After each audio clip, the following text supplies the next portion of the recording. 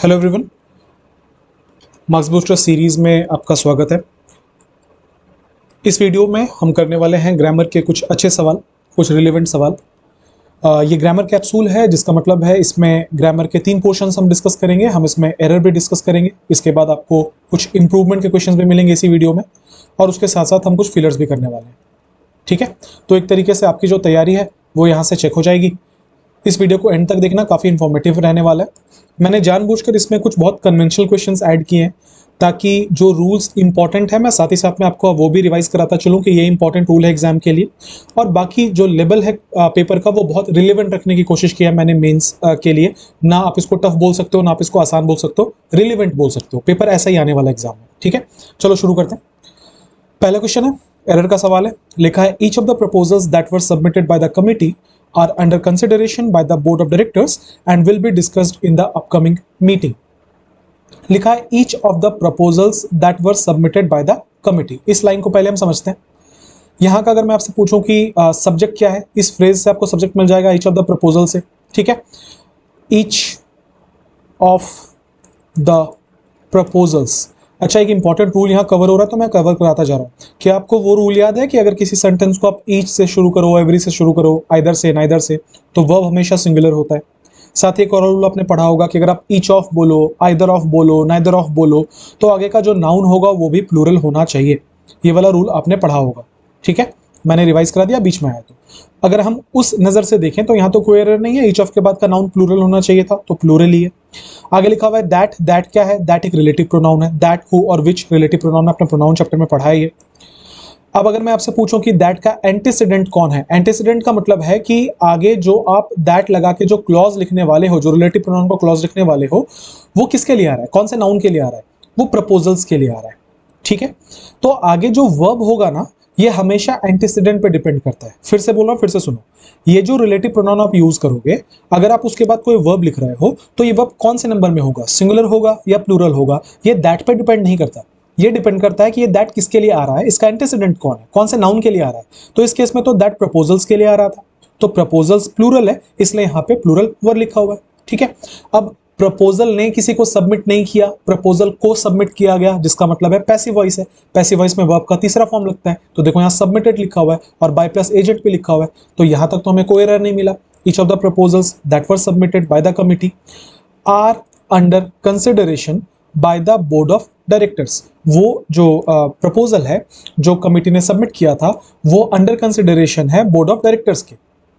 And clause है will be discussed. Will मतलब proposals के बारे में बोला जा रहा है कि proposals will be discussed, future की बात हो रही है। बी यहाँ पे क्यों लगा? क्योंकि पैसिव वॉइस में प्रपोजल किसी को डिस्कस नहीं करेगा, प्रपोजल को डिस्कस किया जाएगा, तो इसलिए यहाँ पे बी प्लस बी थ्री लगा हुआ है। So will be discussed in the upcoming meeting, in the upcoming meeting. उम्मीद करता हूं जिस तरीके से मैंने तोड़ा आपको वो समझ आ गया होगा। अब यहाँ पे डिफरेंट डिफरेंट क्लॉजेस हैं, मैं उस हिसाब से भी समझा दे रहा हूँ। देखो, एक क्लॉज तो ये दैट से लेकर कमिटी तक, दूसरा क्लॉज है आर से शुरू होते हुए कहां तक, बोर्ड ऑफ डायरेक्टर्स तक, तीसरा है विल से शुरू होते हुए मीटिंग तक। अब 2-3 सवाल हैं, जल्दी जल्दी उनका जवाब मैं बता दे रहा हूं। सबसे पहला, अगर मैं आपसे पूछूं कि इसका ये वर्ब का सब्जेक्ट कौन था, हमने ऑलरेडी डिस्कस किया, प्रपोजल्स था। ठीक है, अगर मैं आपसे पूछूं ये आर वर्ब का सब्जेक्ट कौन है, तो आप बोलोगे ईच ऑफ द प्रपोजल्स, क्योंकि क्या है कंसिडरेशन में, प्रपोजल्स है कंसिडरेशन में, जिसका मतलब है कि अगर मैं आपसे बोलूं कि ये आर हेल्पिंग वर्ब किसके लिए आ रहा है, तो आप बोलोगे sir each of the proposals के लिए आ रहा है। Back to the rule. Rule मैंने क्या बोला सबसे शुरुआत में, each of, either of, neither of, इन सब से जब भी किसी सेंटेंस को स्टार्ट करिए तो आगे का वर्ब हमेशा सिंगुलर होता है। नाउन प्लूरल होता है पर वर्ब हमेशा सिंगुलर होता है। क्या आपको यहाँ पे सिंगुलर वर्ब नजर आ रहा है? मुझे तो नहीं आ रहा। इसका मतलब एरर ये है कि यहाँ पे आर नहीं होना चाहिए, इसके जगह पे इज होना चाहिए था। ये जो बाकी की राम कथा यहाँ लिखी हुई है, ये बस आपको कंफ्यूज करने के लिए दिया गया था कि सब्जेक्ट और वर्ब को दूर दूर कर दे तो बच्चा पहचान ना पाए कि किस हिसाब से इसमें सब्जेक्ट ढूंढा गया। उम्मीद करता हूँ आपको ये समझ में आ गया है। अब एक सवाल आपके दिमाग में आएगा जो आप बाद में कमेंट बॉक्स में बताओगे कि सर इसका आंसर आपने गलत बता दिया। इसलिए गलत बता दिया क्योंकि यहाँ तो वर लिखा था जो कि पास्ट टेंस में था, यहाँ पे आपने बोला आर को हटा के इज होगा, ये प्रेजेंट टेंस में हो जाएगा। फिर आप बोलोगे यहाँ पे विल लिखा हुआ था सर, फ्यूचर में है, इसका मतलब टेंस तो अग्री नहीं कर रहा, सबका अग्रीमेंट तो टेंस में नहीं हो रहा, इसका मतलब ये एरर है। एरर यहाँ पे भी है, वर्ब को हटाना पड़ेगा। ऐसा नहीं है। क्यों नहीं है, बात को समझिएगा, बहुत कोर कॉन्सेप्ट है, आराम से समझा रहा हूं, आराम से समझना, विथ एग्जाम्पल समझाऊंगा। देखो क्या सेंटेंस है समझना, यह ऑलरेडी मैं प्रीवियस वीडियोस में कवर कर चुका हूं। ईच ऑफ द प्रपोजल्स, ये हमारे सेंटेंस का मेन पार्ट है। आर अंडर कंसिडरेशन, ये हमारे सेंटेंस का मेन पार्ट है। विल बी डिस्कस्ड हमारे सेंटेंस का मेन पार्ट है। पर क्या ये that were submitted by the committee हमारे सेंटेंस का मेन पार्ट है? क्या आपको याद आ रहा है, अब मैंने एक अपने प्रीवियस वीडियो में आपको एडजेक्टिव क्लॉज के बारे में सिखाया था, जिसको रिलेटिव क्लॉज भी कहा जाता है। जिन्होंने वो वीडियो नहीं देखा, मैं दोबारा समझा रहा हूं, सुनो ध्यान से। बहुत बार हम क्या करते हैं, किसी सेंटेंस में किसी नाउन को मॉडिफाई करने के लिए पूरे पूरे क्लॉज की मदद लेते हैं। जिस क्लॉज की आप मदद ले रहे हैं उसे आमतौर पर हु, विच या दैट के साथ कनेक्ट किया जाता है। जब ऐसा होता है तो इस क्लॉज में इस क्लॉज का सेंटेंस में कोई कंट्रीब्यूशन नहीं है। ये सिर्फ और सिर्फ एक एडजेक्टिव का काम कर रहा है, एक विशेषण का काम कर रहा है। कौन से नाउन के लिए? प्रपोजल्स नाउन के लिए। एग्जांपल दूंगा और बेहतर समझ में आएगा, पहले ये समझ लो। तो मैं ये कहना चाह रहा हूं, अगर ये सेंटेंस में नहीं भी होता तो कुछ नहीं बिगड़ता। ये सेंटेंस में क्यों आया समझना। मैं कह रहा हूं हर प्रपोजल, कौन सा प्रपोजल? वो प्रपोजल जो कमिटी को सबमिट किया गया था, वो प्रपोजल जो कमिटी ने सबमिट किया था। विच मीन्स ये जो लिखा हुआ है कि that was submitted by the committee, ये सिर्फ आपको ये बताने के लिए कौन से प्रपोजल की बात हो रही है। तो सेंटेंस में इसका और कोई सिग्निफिकेंस नहीं है, ये सिर्फ और सिर्फ एक एडजेक्टिव का काम कर रहा है जो कि इस प्रपोजल को मॉडिफाई करने के लिए आया है। अब जब ये सेंटेंस में केवल और केवल एक वर्ड को मॉडिफाई करने के लिए आया है, एडजेक्टिव आया है, तो क्या इसका टेंस बाकी सेंटेंस के एग्रीमेंट में होगा? बिल्कुल नहीं, क्योंकि प्रपोजल आज भी जमा कर सकते हैं, प्रपोजल पहले भी जमा कर सकते हैं, प्रपोजल 10 साल पहले भी जमा कर सकते हैं। जिसका अग्रीमेंट में होना जरूरी है वो है कि कौन से टाइमलाइन में काम हो रहा है, जिसका मतलब है हर प्रपोजल अंडर कंसिडरेशन है, ये प्रेजेंट टेंस की बात है। फ्यूचर में डिस्कस किया जाएगा उसको, ये फ्यूचर की बात है, तो इसका अग्रीमेंट में होना जरूरी है। अगर यहां विल के जगह पे लेट्स से मैं वर्क कर देता तो यहां एरर होता, क्योंकि मेन सेंटेंस तो ये वाला था। ये जो पार्ट है ये केवल और केवल आपको कंफ्यूज करने के लिए दिया गया है, जिसका सेंटेंस में बस इतना रोल है कि एक एडजेक्टिव डिफाइन हो जाए, एक जो नाउन दिया हुआ है वो मॉडिफाई हो जाए। ठीक है, एक और एग्जांपल दिखाता, अगर इससे नहीं समझ में आया तो उससे समझ में आएगा। जिन्हें ये पार्ट्स पता है स्किप कर सकते हो सेक्शन, ठीक है, ये मैं उन बच्चों के लिए बता रहा हूं जिन्हें ये सब नहीं पता होता। देखो मैं कह रहा हूं the boy whom we met yesterday has come and is looking for you। ठीक है, कि वो लड़का जिससे हम कल मिले थे वो आया है और वो तुम्हें ढूंढ रहा है। ठीक है, अब एक बात समझना, अगर मैं इस सेंटेंस में ये वाला पोर्शन हटा दूं, ये वाला पोर्शन हटा दूं, तो क्या सेंटेंस गलत हो जाएगा कि the boy has come and is looking for you? नहीं, सेंटेंस तो फिर भी ठीक रहेगा। हाँ, एक स्लाइट एरर इसमें है कि फिर यहाँ अ बॉय नहीं लिखेंगे, द बॉय नहीं लिखेंगे, अ बॉय लिखेंगे। पर क्या इसमें कोई मेजर एरर है? नहीं, कोई मेजर एरर नहीं है, सेंटेंस बिल्कुल ठीक है। ये जो whom we met yesterday लिखा, ये क्यों लिखा है? ताकि मैं आपको बता सकूं कि मैं कौन से लड़के की बात कर रहा हूं। इसका मतलब ये पूरा का पूरा जो क्लॉज है, इसका केवल एक पर्पस है कि वो एज एन एडजेक्टिव क्लॉज सर्व कर दे, ये आपको याद दिला दे कि कौन से लड़के की बात हो रही है, लड़के की क्वालिटी की बात हो रही है। जिसका मतलब ये है कि ये एक नाउन की क्वालिटी बता रहा है, ये एक एडजेक्टिव है। विच मीन्स ये वाला जो पूरा क्लॉज है, ये कौन सा क्लॉज होगा? ये एडजेक्टिव क्लॉज होगा। क्या हम इसका टेंस चेक करेंगे? नहीं, क्योंकि देखना यहाँ पे हैज कम, अभी आया है, अभी तुम्हें ढूंढ रहा है, ये दोनों बता रहा है कि घटना पास्ट की है, सॉरी प्रेजेंट की है। पर हम उससे मिले थे, ये घटना पास्ट की है। क्या हम दोनों का टेंस मिलाने बैठेंगे? नहीं मिला सकते ना, कभी नहीं मिला सकते, क्योंकि मिला लड़का कल था, आया आज है, टेंस कैसे मिलाओगे? ये तो इंडिपेंडेंट चीज है, ये तो एडजेक्टिव है, इसका टेंस कैसे मिलेगा? उम्मीद करता हूं आप समझ गए होंगे मैं जो मैं बोलना चाह रहा हूं। तो जब भी एग्जाम में ऐसा क्वेश्चन आए ना, तो थोड़ा सा ध्यान देना। जो बच्चे रट के पढ़ते हैं कि एक प्रेजेंट में तो सब प्रेजेंट में, एक पास्ट में तो सब पास्ट में, ये सारी बातें भी होती हैं, और मेंस लेवल पे तो खास करके ये सारे क्वेश्चंस का ध्यान रखना पड़ेगा। ठीक है, तो एरर क्या था मैंने बता दिया, एरर बहुत सिंपल था, आर के जगह पे इज होगा। आगे बढ़ेंगे, क्वेश्चन नंबर 2 पर आएंगे। क्या लिखा है? लिखा है despite being well equipped and experienced मतलब बहुत वेल इक्विप्ड, अच्छे अच्छे हथियार और अच्छा अनुभव होने के बावजूद the team couldn't be able to meet the clients expectations, जो टीम थी, जो क्लाइंट ने जो उम्मीद की थी उस पर वो खरे नहीं उतरे। सबसे पहले डिस्पाइट की बात चली है तो रूल बता दूं मैं कि डिस्पाइट से एक रूल हमेशा पूछा जाता है कि डिस्पाइट के बाद ये आपको ऑफ लगा के देगा, जो कि गलत होता है। ध्यान रखना, इन स्पाइट ऑफ का मतलब होता है के बावजूद, और इसी का इक्विवेलेंट होता है डिस्पाइट, विच सिंपली मीन्स या तो आप इन स्पाइट ऑफ यूज करिए या तो आप डिस्पाइट यूज करिए। कभी भी अगर आपको डिस्पाइट के बाद ऑफ दिख जाता है तो समझ जाना वो एरर होगा। ये बहुत ज्यादा रिपीटेड क्वेश्चन है एसएससी का, ठीक है, और उम्मीद है फिर पूछेगा किसी न किसी फॉर्म में, तो पूछ ही लेगा। इसलिए और ये सब क्लोज टेस्ट में भी आ जाता है, मैंने काफी क्लोज टेस्ट आपको प्रैक्टिस कराया, आपको अंदाजा हो गया होगा अब तक। इसलिए इन बातों का ध्यान रखना है। रूल ये है, डिस्पाइट के बाद कभी ऑफ नहीं आता। अब देख लो यहाँ क्या लिखा है कि despite being well equipped and experienced, यहां तक तो कोई एरर हमें नहीं मिल रहा है। The team couldn't be able to, बहुत अच्छा सवाल है, क्या लिखा है ध्यान देना, लिखा हुआ है the team couldn't be able to. Meaning समझो मैं क्या बोलना चाह रहा हूं। क्या आपको यह बात पता है कि कुड का इस्तेमाल एबिलिटी बताने के लिए किया जाता है? फॉर दैट मैटर कैन का इस्तेमाल भी एबिलिटी बताने के लिए किया जाता है। और क्या आपको यह भी पता है कि be able to, is able to, was able to ability बताने के लिए किया जाता है? तो जब ये दोनों चीजें एबिलिटी बताने के लिए यूज की जाती हैं, चाहे वो कोई मॉडल हो चाहे वो कोई फ्रेज हो, जब इनका इस्तेमाल एबिलिटी बताने के लिए किया जाता है, फिर हम साथ में क्यों लिखेंगे इसे?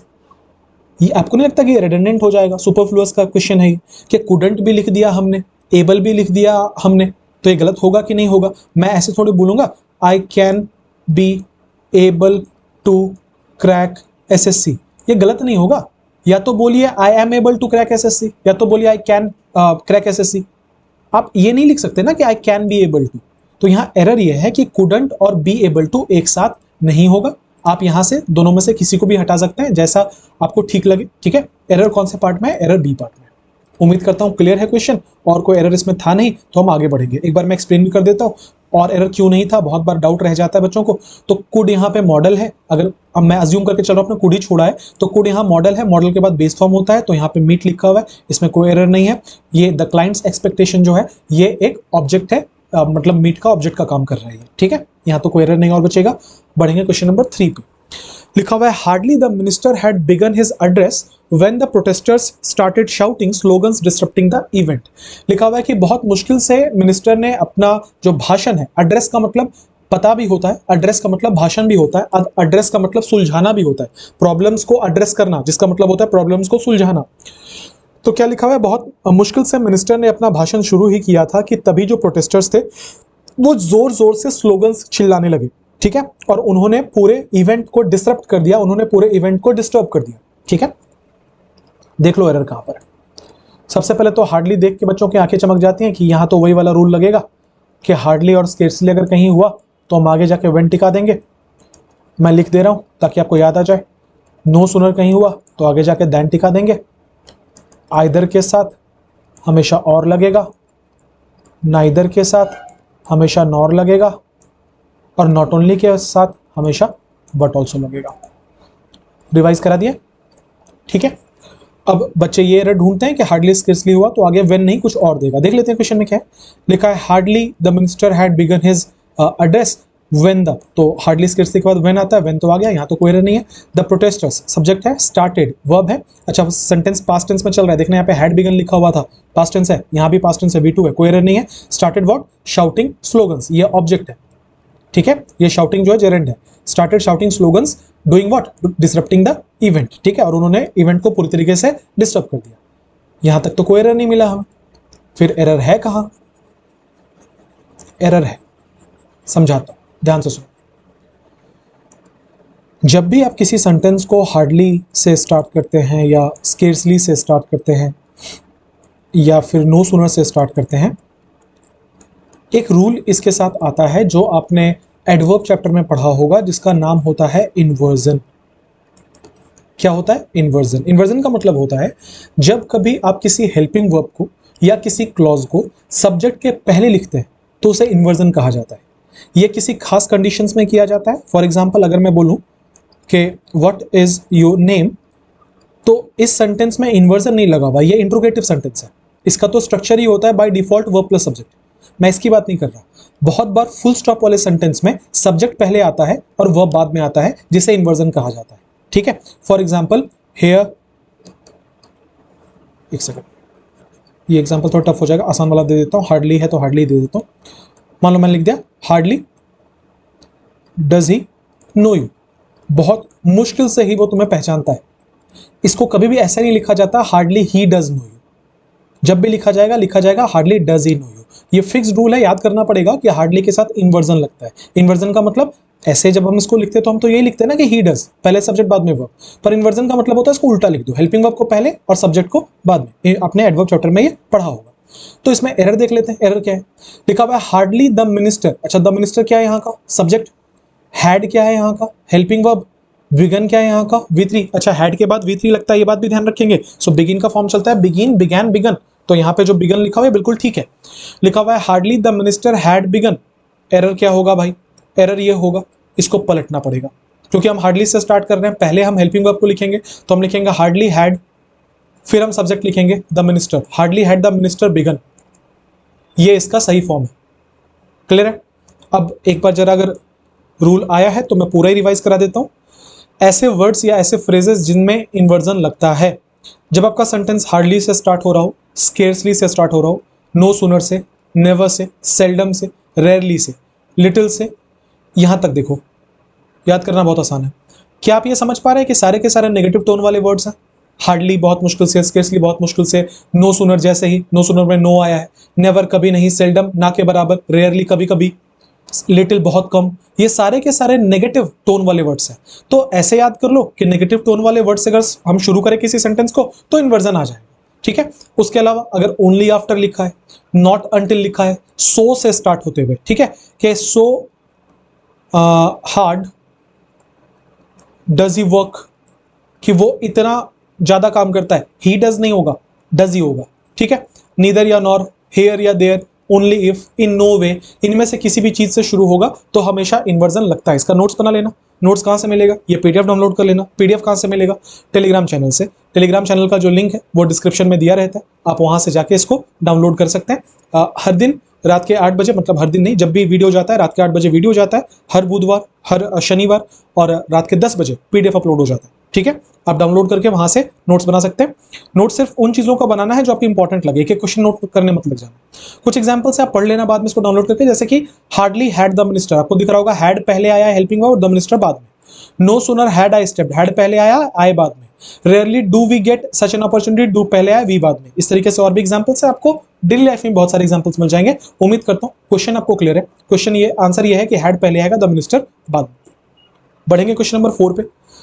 लिखा है कि the report along with its annexes has submitted to the concerned department for review and it will be reviewed very soon as per the director। इसमें 2 क्लॉज है, अलग अलग कर लेते हैं। पहला क्लॉज यहां से लेकर यहां तक है, फिर एंड है कंजंक्शन, फिर दूसरा क्लॉज यहां से लेकर यहां तक है। एक एक क्लॉज करके चेक कर लो। लिखा है कि the report along with its annexures, एक रूल आपको याद आ गया होगा, किसी भी 2 सब्जेक्ट को अगर हम लोग अलॉन्ग विथ से जोड़े, विथ से जोड़े, टुगेदर विथ से जोड़े, एज वेल एज से जोड़े, एज वेल एज से, इन एडिशन टू से जोड़े, ऐसे किसी भी फ्रेज से अगर हम जोड़ते हैं इन एडिशन टू, तो हमेशा वर्ब फर्स्ट सब्जेक्ट को फॉलो करता है। कौन से सब्जेक्ट को फॉलो करता है, फर्स्ट सब्जेक्ट को। इसी का एक और रूल है कि अगर किसी सेंटेंस को हम आइदर और के साथ जोड़ते हैं, मैं लिख दे रहा हूं ताकि आपका रिवीजन हो जाए, आपको बार बार बुक्स ना पलटना पड़े। नाइदर नॉर के साथ जोड़े या नॉट ओनली बट ऑल्सो के साथ जोड़े, तो वर्ब हमेशा दूसरे वाले सब्जेक्ट को फॉलो करता है। इस केस में पहले वाले सब्जेक्ट को, इस केस में दूसरे वाले या नजदीक वाले सब्जेक्ट को। लिखा है अलॉन्ग विथ टुगेदर विथ, यहां पे देख लेते हैं अलॉन्ग विथ था क्या, बिल्कुल था। इसका मतलब आगे जो भी वर्ब आएगा वो पहले वाले सब्जेक्ट मतलब रिपोर्ट को फॉलो करेगा। अच्छा, रिपोर्ट आपको देख के लग रहा है कि ये सिंगुलर है, रिपोर्ट्स होता तो प्लूरल होता। लिखा है the report along with its annexures, report अपने एनेक्सर्स के साथ हैज सबमिटेड। अच्छा, हैज किसके लिए आ रहा है, रिपोर्ट सिंगुलर था तो वर्ब आना चाहिए था हैज। हैज के बाद हमेशा V3 आता है, तो लिखा हुआ है सबमिटेड, हैज सबमिटेड। पर मुझे एरर दिख गया है, उम्मीद करता हूं आपको भी अभी तक दिख गया होगा। क्या आपको हैज सबमिटेड ठीक लग रहा है? एग्जाम्पल देखो तो, he has submitted, he has been submitted। Sentence complete नहीं है, पर मैं जो समझाना चाह रहा हूं यहीं से काम बन जाएगा, मैं पूरा नहीं लिख रहा। लिखा है he has submitted, he has been submitted। ये दोनों सेंटेंस में एक बहुत ही मेजर अंतर है कि ये वाला एक्टिव वॉइस में है और ये वाला पैसिव वॉइस में है। अब जो इसको बस एज अ चैप्टर समझे हैं आज तक, उनके लिए तो कोई बड़ी बात नहीं है, पर अगर आप को एज अ कॉन्सेप्ट समझते तो आपको पता है कि इसमें अर्थ का अनर्थ हो जाएगा। क्यों? एक्टिव वॉइस का मतलब क्या होता है? एक्टिव वॉइस का मतलब होता है जिसको आपने सब्जेक्ट माना वो एक्शन का डूअर होगा, जबकि पैसिव वॉइस का मतलब होता है जिसको आपने सब्जेक्ट माना वो एक्शन का रिसीवर होगा। आसान भाषा में अगर समझाऊं, जिसको आपने सब्जेक्ट माना वो काम करेगा तो वो एक्टिव वॉइस होगा, जिसको आपने सब्जेक्ट माना उसके ऊपर ही काम होने लगेगा तो पैसिव वॉइस होगा। जरा एग्जांपल देखना, लिखा ही हैड सबमिटेड, ये एक्टिव वॉइस में, सब्जेक्ट क्या था? ही था। ठीक है, इसका मतलब अगर ये एक्टिव वॉइस में, तो मैं ये कहना चाह रहा हूं कि उसने सबमिट किया। अब मान लो वहां पेपर की बात हो रही थी, तो मैं कह रहा हूं उसने पेपर सबमिट कर दिया, ही हैड सबमिटेड पेपर। बिल्कुल ठीक है। अच्छा, he has been submitted, passive voice में, इसका मतलब यह है जो सब्जेक्ट है ये काम कर नहीं रहा, इसके ऊपर काम हो रहा है। तो जब मैं बोलता हूं ही हैज बीन सबमिटेड, इसका मतलब होता है उसे सबमिट कर दिया गया। अंतर समझो, पहले का मतलब था उसने सबमिट कर दिया, दूसरे का मतलब है उसे सबमिट कर दिया गया। मतलब पेपर नहीं पकड़ के उसको सबमिट कर दिया, कोई इंसान को पेपर ने सबमिट कर दिया। कोई सेंस है इस बात का? नहीं है ना। इसका मतलब कहां एक्टिव लगाना है, कहां पैसिव लगाना है, यह बात हमें बहुत सोचना पड़ेगा। कैसे पता चलेगा? सब्जेक्ट ढूंढो, ये देखो कि सब्जेक्ट डूअर है या सब्जेक्ट रिसीवर है। अगर आपको लगता है कि सब्जेक्ट काम करेगा तो एक्टिव वॉइस होगा, सब्जेक्ट का पर काम होगा तो पैसिव वॉइस होगा। अब मान लेते हैं कि अगर हमें चीजों को पैसिव करना है तो कैसे करेंगे, ये भी मैंने अपने सेशंस में बहुत एक्सटेंसिवली बताया, जो वॉइस की वीडियो है। कैसे कर सकते हैं? बहुत सिंपल है, या तो बी, या तो फिर बी का प्रेजेंट फॉर्म कौन कौन सा? Is, am, are. या तो बी का पास्ट फॉर्म कौन कौन सा? वॉज या वर। या तो V3 क्या? बिन। या तो V4 क्या? बीइंग। इनको यूज करो और उनके बाद V3 लगा दो, सेंटेंस पैसिव बन जाएगा। क्वेश्चन पे वापस आते हैं।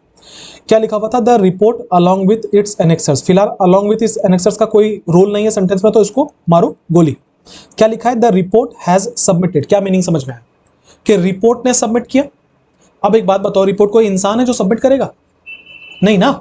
यहां तो यही समझ में आ रहा है कि जो कंसर्न डिपार्टमेंट है, जो रिलेटेड डिपार्टमेंट है, रिपोर्ट वहां सबमिट किया गया किसी के द्वारा, जिसका मतलब है रिपोर्ट किसी को सबमिट करेगा नहीं, रिपोर्ट को सबमिट किया जाएगा, जिसका मतलब जो हमारा सब्जेक्ट है वो इस एक्शन का रिसीवर है। अगर हमारा सब्जेक्ट एक्शन का रिसीवर है तो ये कौन से वॉइस में होना चाहिए भाई? ये पैसिव वॉइस में होना चाहिए। क्या अभी पैसिव वॉइस में लिखा है? लिखा है हैज सबमिटेड। पैसिव है क्या? नहीं ना।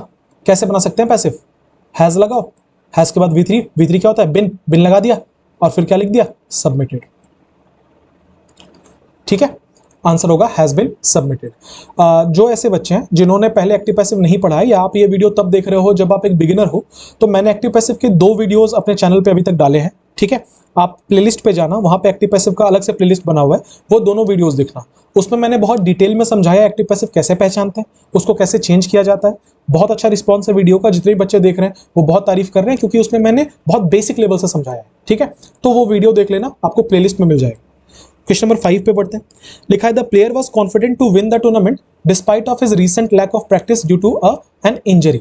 लिखा है कि the player was confident to win the tournament. Player क्या था भाई? प्लेयर कॉन्फिडेंट था। ठीक है, कॉन्फिडेंट यहाँ पे एडजेक्टिव है। वॉज जो है यहाँ का लिंकिंग वर्ब है। लिंकिंग वर्ब का मतलब होता है कि जब आप कोई काम नहीं कर रहे, आप किसी के बारे में कुछ बता रहे हो, सब्जेक्ट के बारे में कुछ बता रहे हो। फॉर एग्जाम्पल मैं बोलता हूं कि ही इज अ डॉक्टर, तो यहाँ पे ये इज मेन वर्ब की तरह काम करता है, जिसको हम लिंकिंग वर्ब कहते हैं, क्योंकि यहाँ पे कोई काम नहीं हो रहा, वो बस ये बता रहा है कि ही कौन है, ही एक डॉक्टर है। ठीक है, तो लिंकिंग वर्ब के बाद या तो एक एडजेक्टिव आता है या तो एक नाउन आता है। इस केस में कॉन्फिडेंट एक एडजेक्टिव है कि प्लेयर क्या था? प्लेयर कॉन्फिडेंट था। क्यों कॉन्फिडेंट था? पर्पस क्या था? To win the tournament. किसके लिए था? कि वो टूर्नामेंट जीत जाएगा। ठीक है, यहां तक तो हमें कोई एरर नहीं मिला। आगे लिखा हुआ है डिस्पाइट ऑफ। आज ही के वीडियो में कवर किया था मैंने कि डिस्पाइट के बाद कभी भी ऑफ नहीं आ सकता, या तो आप इंस्पाइट ऑफ बोलो या तो डिस्पाइट बोलो। हमारा एरर बहुत सिंपल है, लिखा है despite of his recent lack of experience, lack of practice due to an injury. यहां पे एक एरर एसएससी और पूछ सकती है। एरर तो ये है कि डिस्पाइट नहीं होगा, पर यहां पे एक एरर और बन सकता था, मैं वो भी बता देता हूं। प्रैक्टिस सीई और प्रैक्टिस एसई में अंतर होता है। क्या अंतर होता है? ये वाला नाउन है और ये वाला वर्ब है, जिसका मतलब है प्रैक्टिस विथ अ सी का मतलब होता है अभ्यास, प्रैक्टिस विथ अ एस का मतलब होता है अभ्यास करना। ठीक है, अब समझो यहां पे ये प्रैक्टिस क्यों हुआ, क्या लिखा हुआ था, लैक ऑफ प्रैक्टिस। अच्छा, ये जो ऑफ है ये तो प्रीपोजिशन है, प्रीपोजिशन को अपने बाद हमेशा एक ऑब्जेक्ट चाहिए, ऑब्जेक्ट या तो नाउन होता है या तो प्रोनाउन होता है, इसका मतलब प्रोनाउन तो है नहीं, हमें क्या चाहिए था, हमें नाउन चाहिए था, इसलिए यहां पे सी लिखा हुआ है। अगर मैं इसको इसी तरीके से लिखता कि I was practising in the nets, मैं नेट्स में प्रैक्टिस कर रहा था, तो ये गलत होगा कि नहीं होगा, बिल्कुल गलत होगा, कि प्रैक्टिसिंग यहां पे ऐसी होना चाहिए, मैं एक काम कर रहा हूं, इसके आगे आईएनजी लगा हुआ है। आईएनजी किसके आगे लगता है, नाउन के आगे कि वर्ब के आगे, ऑब्वियसली ये वर्ब के आगे लगता है। अगर किसी व्यक्ति का नाम अमित है तो उसके आगे आईएनजी लगा, अमितिंग नहीं बोल सकते, वो नाउन है, उसका आईएनजी नहीं बनेगा। लेकिन अगर मैं वर्क बोलूं तो वर्किंग बोल सकते हैं, क्योंकि वो वर्ब है, तो आईएनजी हमेशा वर्ब के आगे लगाया जाता है। यहां प्रैक्टिसिंग लिखा हुआ था, जो सी नहीं होगा ऐसी होगा, राइट। आगे बढ़ेंगे, क्वेश्चन नंबर 6 पर आएंगे। लिखा हुआ है had the government taken immediate action against the raising cyber crimes the situation would not have worsened. ये कंडीशनल सेंटेंस टाइप 3 का एग्जांपल है, पहले भी बताया है फिर से बता रहा हूं। कंडीशनल सेंटेंस टाइप 3 का एग्जांपल क्या होता है, मतलब स्ट्रक्चर क्या होता है, इफ होगा, सब्जेक्ट होगा, हैड के बाद V3 होगा, आगे चल के सब्जेक्ट होगा, सब्जेक्ट के बाद वुड हैव होगा, वुड हैव के बाद फिर V3 होगा। ये वुड को आप चेंज करके कोई और मॉडल भी यहाँ पे लगा सकते हैं, लेकिन कभी कभी इसमें इन्वर्जन लगता है। ये कॉन्सेप्ट मैंने शायद अपने पिछले ग्रामर कैप्सूल में समझाया था आपको कि इसमें इन्वर्जन लगता है। इन्वर्जन का मतलब है कि अभी जस्ट इसी वीडियो में कवर किया कि पहले वर्ब आएगा बाद में सब्जेक्ट आएगा, तो जब भी कभी यहां से इफ को रिमूव किया जाता है ना, तो लिखने का तरीका थोड़ा बदलता है और हो जाता है had plus subject plus V3। उसी का एग्जांपल ऊपर लिखा है, हैड द गवर्नमेंट, एक्चुअली ये क्या रहा होगा, ये रहा होगा if the government had, actually में ये रहा होगा कि इफ द गवर्नमेंट हैड, जिसको पलट के क्या लिखा गया, हैड द गवर्नमेंट। ठीक है, लिखा हुआ had the government taken, V3 है टेकन, यहां तक कोई एरर नहीं है, immediate action against the raising cyber crimes, किसके खिलाफ, साइबर क्राइम्स जो बढ़ रहे हैं उनके खिलाफ। द सिचुएशन, जो सिचुएशन था, वुड नॉट हैव वर्सेंड, वर्सन का मतलब होता है खराब करना या खराब होना, ये वर्ब है, तो यहां पे वुड लिखा हुआ था, वुड के बाद हैव था, हैव के बाद V3 था, यहां तक तो कोई एरर नहीं है। ठीक है, स्ट्रक्चर में तो कोई एरर नहीं है, स्ट्रक्चर बिल्कुल फॉलो कर रहा है कंडीशनल सेंटेंस टाइप 3 का। फिर क्या ये सेंटेंस नो एरर है, नहीं जी नो एरर नहीं है, पढ़ते पढ़ते मुझे एक एरर दिख गया था इसमें। बड़ा शानदार सवाल है, क्या लिखा हुआ है कि against the raising cyber crimes. अब सवाल यह है कि रेजिंग साइबर क्राइम होगा या राइजिंग साइबर क्राइम्स होगा। बहुत बार एग्जाम में आपको इनके बीच के डिफरेंस मिल जाएंगे, जहां से होमोनिम से फिलर्स भी बनते हैं, आपके एरर भी बनते हैं, इंप्रूवमेंट भी बनता है, क्लोज टेस्ट भी बनता है। रेज राइज में क्या अंतर है, समझते हैं इत्मीनान से इस बात को। पहले देखो, सबसे पहला अंतर, रेज एक ट्रांजिटिव वर्ब है, ठीक है, इसके बाद तुरंत एक ऑब्जेक्ट लगाना पड़ेगा। ये सुनना बहुत आसान है, समझना थोड़ा मुश्किल है। ठीक है, लोग सिर्फ सुन के निकल जाते हैं, रियलाइज करो इस बात को। इसका सीधा सीधा मतलब ये कहना चाह रहा है ना कि अगर आपने रेज का इस्तेमाल किया किसी सेंटेंस में, तो आपको तुरंत बताना पड़ेगा कि इसका ऑब्जेक्ट क्या है, मतलब इसके बाद आपको कोई नाउन या प्रोनाउन लगाना पड़ेगा। ऐसा नहीं हो सकता कि आप रेज पे लाके सेंटेंस को छोड़ दें या फिर इसके बाद आप कोई प्रीपोजिशन का इस्तेमाल कर लें, ऐसा नहीं हो सकता। अगर आपने रेज यूज किया है तो आपको व्हाट का रिप्लाई करना पड़ेगा या होम का रिप्लाई करना पड़ेगा कि रेज क्या हुआ है, आपको ये बताना पड़ेगा। जरा एग्जांपल देखो, लिखा है शी रेज्ड हर हैंड। क्या यहां पे हम इसको लिख सकते थे she raised in her hand? नहीं, ये नहीं लिख सकते थे। क्यों नहीं लिख सकते थे? क्योंकि फिर इन क्या होता, प्रीपोजिशन होता, हर हैंड प्रीपोजिशन का ऑब्जेक्ट होता, रेज का ऑब्जेक्ट कहां जाता, होता ही नहीं, सेंटेंस गलत हो जाता। तो रूल ये कहा है हमारे ग्रामेरियंस ने कि अगर आप कहीं रेज लिखो तो आपको इसके बाद ऑब्जेक्ट लगाना पड़ेगा, और इसी का ठीक उल्टा होता है राइज। राइज एक इंट्रांजिटिव वर्ब है, जिसका मतलब है आप इसके इमीडिएट बाद कभी भी कोई नाउन या प्रोनाउन नहीं लगा सकते, आप इसको ऑब्जेक्ट नहीं प्रोवाइड कर सकते, ये हमेशा बिना ऑब्जेक्ट के आता है।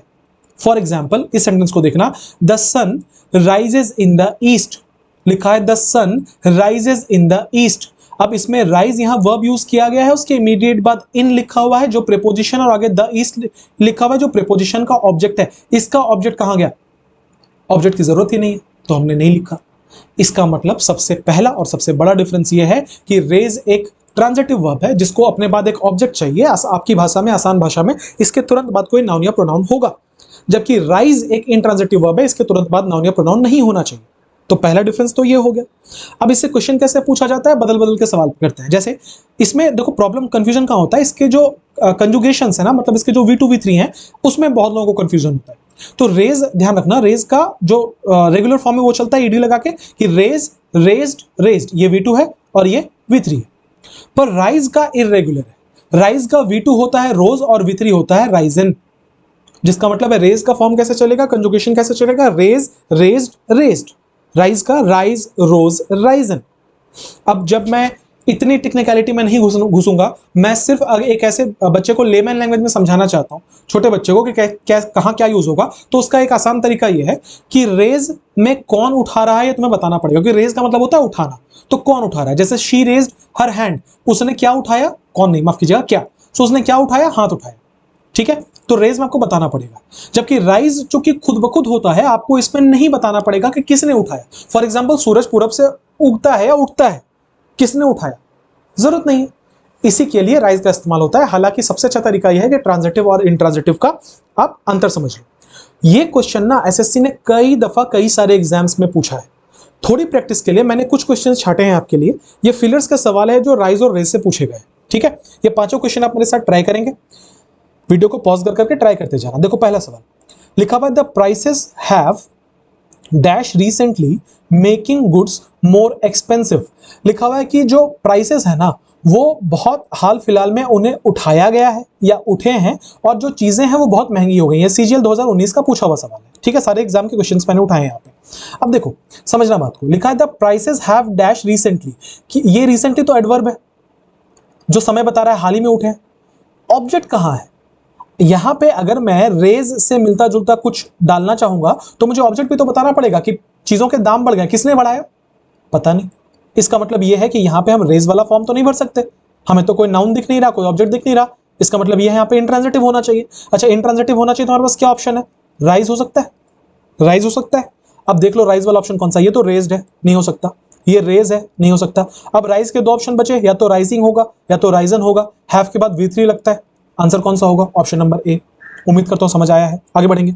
लिखा है the teacher dash her voice to command attention from the students. The teacher, ये सीपीयू 2020 का, the teacher dash her voice. अब देख लो इसमें क्या भर सकते हैं, या तो हम रेज भर या तो हम राइज भरे। अगर हम रेज भरे तो हमें इसके इमीडिएट बाद एक नाउन चाहिए जो कि इसका ऑब्जेक्ट बनकर आएगा। अगर हम राइज भरे तो इसके बाद इमीडिएटली कोई नाउन नहीं आना चाहिए, जैसे पहले वाले क्वेश्चन में नहीं आया था कि एडवर्ब रिसेंटली आ गया था। लिखा है the teacher dash her voice. एक तो ये हर वॉइस जो है ये ऑब्जेक्ट का काम कर रहा है, क्योंकि वॉइस जो है वो नाउन होता है, ये हर उसके लिए पॉजिटिव एडजेक्टिव है, इसका मतलब नाउन तो हमें मिल रहा है। दूसरा, कौन सवाल करो, टीचर ने क्या उठाया? अपनी आवाज उठाई। इसका मतलब यह है कि यहां पे हमें ऑब्जेक्ट मिलेगा। अगर मैं यहां रेज लिख दूं तो रेज को ऑब्जेक्ट मिलेगा कि टीचर ने क्या उठाया? टीचर ने अपनी आवाज उठाई। इसका मतलब यहां पे रेज से मिलता जुलता कुछ होना चाहिए, तो राइज नहीं होगा, राइजन नहीं होगा, राइजेज नहीं होगा। आंसर क्या? Option number B. आगे बढ़े, क्वेश्चन नंबर 3 को देखते हैं। लिखा है the sun dash over the horizon early in the morning. जो सूरज है वो होराइजन से ऊपर उठता है सुबह सुबह। एक तो कॉमन सेंस आपने लगा दिया कि इसमें कोई उठाता नहीं है तो रेज वाला नहीं होना चाहिए। दूसरा, कॉमन सेंस ना भी यूज करें, हम ग्रामेटिकली इसको देखें तो ये ओवर जो है ये प्रीपोजिशन है, आगे जो होराइजन लिखा है इस प्रीपोजिशन का ऑब्जेक्ट है। फिर इस सन के बाद हम जो राइज या रेज लगाने वाले, इसका ऑब्जेक्ट कहां है? नहीं है। अगर ऑब्जेक्ट नहीं है इसका मतलब यहां पे रेज तो जिंदगी में नहीं होगा, हटा दिया। अब ऑप्शन है राइजेस हो सकता है, रोज हो सकता है, या राइजन हो सकता है। देखो राइजन तो V3 है, आप ये रूल कितनी बार पढ़ चुके हो कि V3 के पहले हमें कोई ना कोई हेल्पिंग वर्ब तो चाहिए ही होगा, तो ये वाला नहीं हो सकता क्योंकि यहाँ पे कोई हेल्पिंग वर्ब नहीं था, ठीक है। अब लिखा है कि रोज या राइजेस। क्या ये बात आप समझते हैं कि अगर कोई हैबिचुअल एक्शन हो तो हमेशा प्रेजेंट टेंस में होगा? एक बार बताओ, सूरज एक दिन होगा कि रोज उगता है? ऑब्वियसली रोज उगता है। इसका मतलब आंसर कौन सा होगा? Option number A, rises. Question number 4, the workers dash the banner high for the protest. लिखा the workers dash the banner, क्या होगा? Raises, raised, risen, rises. अब मैं थोड़ा फास्ट जाऊंगा। लिखा the workers dash the banner. Banner क्या है? नाउन है। इसका मतलब क्या हमें ऑब्जेक्ट मिला? अगर मैं आपसे पूछूं क्या उठाया गया, हाँ जी बैनर उठाया गया, इसका मतलब रेज लगेगा, ठीक है। तो राइजेस हटा दो, राइजन हटा दो। अब यहाँ दो ऑप्शन है, या तो रेजेस बोले या तो रेज्ड बोले। अब बहुत सारे लोगों का आंसर होगा सर रेजेस होगा। एक बात समझो, वर्कर्स प्लूरल होता है, अगर प्लूरल होता है तो वर्ब भी प्लूरल होगा ना। ये तो V5 में है, इसका मतलब ये वाला तो सिंगुलर है, V5 में ये तो सिंगुलर है, तो ये तो नहीं हो सकता। आंसर कौन सा? Option number B. अगला, as the crowd cheered the temperature dash significantly. Significantly adverb है जिसका मतलब होता है बहुत ही तेजी से या बहुत इंपॉर्टेंस के साथ। लिखा है जैसे ही क्राउड ने चीयर करना स्टार्ट किया, टेम्परेचर बहुत तेजी से ऊपर गया, मतलब टेम्परेचर बहुत तेजी से बढ़ा, मतलब माहौल बहुत अच्छा हो गया। ठीक है, तो लिखा है द टेम्परेचर डैश सिग्निफिकेंटली, यहाँ कोई ऑब्जेक्ट नहीं है, इसका मतलब रेज वाला ऑप्शन नहीं हो सकता, रेज वाला ऑप्शन हटा दिया। अब यहाँ पे लिखा है राइजेस या रोज, तो देख लो क्या होगा। यहाँ चीयर्ड लिखा हुआ था, पास्ट टेंस था, तो टाइमलाइन तो मेंटेन करना पड़ेगा, पास्ट टेंस होगा। आंसर क्या होगा? Option number D. उम्मीद करता हूं आपको समझ में आ गया है और अब आप प्रो हो चुके हो राइज और रेज के क्वेश्चन में। वापस आते हैं, क्या लिखा हुआ है? Had the government taken immediate action against the raising cyber crimes. लिखा हुआ है रेजिंग साइबर क्राइम्स। अब यहां समझना, ये अगेंस्ट जो है, अगेंस्ट जो है ये एक प्रीपोजिशन है, इसको एक ऑब्जेक्ट चाहिए था। कौन सा ऑब्जेक्ट? नाउन। कौन सा वर्ड है? Cyber crimes. ये अगेंस्ट का ऑब्जेक्ट है, ध्यान रखेंगे इस बात का। आगे लिखा हुआ है रेजिंग। रेजिंग मतलब होता है उठाना, कोई एजेंट है जो कि उठा रहा है। साइबर क्राइम्स को कौन उठा रहा है? साइबर क्राइम्स को कौन बढ़ा रहा है? जो खुद ब खुद साइबर क्राइम्स बढ़ रहे हैं उनकी बात हो रही है ना। इसका मतलब राइजिंग होना चाहिए कि नहीं होना चाहिए? डेफिनेटली होना चाहिए, against the rising cyber crimes. Clear है? नेक्स्ट लिखा हुआ है the CEO's decision to delegate task more efficiently. यहां पे एक वर्ड आया है डेलीगेट, जो एसएससी ने बहुत बार पूछा है। डेलीगेट का मतलब होता है टू डिस्ट्रीब्यूट और टू डिस्पर्स, किसी चीज को बांटना। खास करके ये यूज किया जाता है रिस्पॉन्सिबिलिटी के सेंस में। ठीक है, जब रिस्पॉन्सिबिलिटी अपने से जूनियर्स को दी जाए उसे हम डेलीगेट कहते हैं। लिखा हुआ है the CEO's decision to delegate tasks more efficiently. CEO का जो डिसीजन था कि वो जो टास्क्स हैं उनको और एफिशिएंटली डेलीगेट करेगा, हैज रिजल्टेड। ठीक है, उसका जो परिणाम आया है ये हैज। अगर मैं आपसे पूछूं इसका सब्जेक्ट क्या है? सब्जेक्ट है डिसीजन। ठीक है, ये जो to delegate task more efficiently है,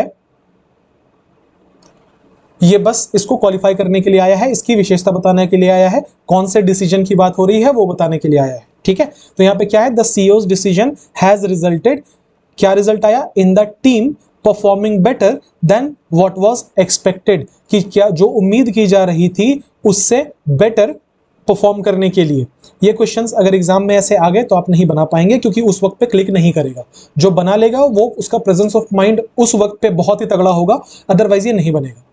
आपने क्वेश्चन बहुत बार देखा होगा, क्वेश्चन तो नहीं, ये एक्सप्रेशन बहुत बार देखा होगा, पर आप सोच नहीं सकते कि एरर ऐसे भी बन सकता है। ठीक है, क्या एरर है इसमें? बेटर देन एक्सपेक्टेड होगा। व्हाट वाज यूज करने की जरूरत नहीं है। आप बोलेंगे सर क्या बाल की खाल निकाल रहे हैं? बाल की खाल नहीं निकाल रहे, ये एक फिक्स्ड एक्सप्रेशन होता है बेटर देन एक्सपेक्टेड, जिसका मतलब होता है जिसकी उम्मीद की गई थी उससे बेहतर। ये जो व्हाट वाज है ये रिडंडेंट है, इसका सेंटेंस में कोई यूज नहीं है, इसको हम लोग यहां से हटा देंगे। ठीक है, तो आंसर क्या होगा?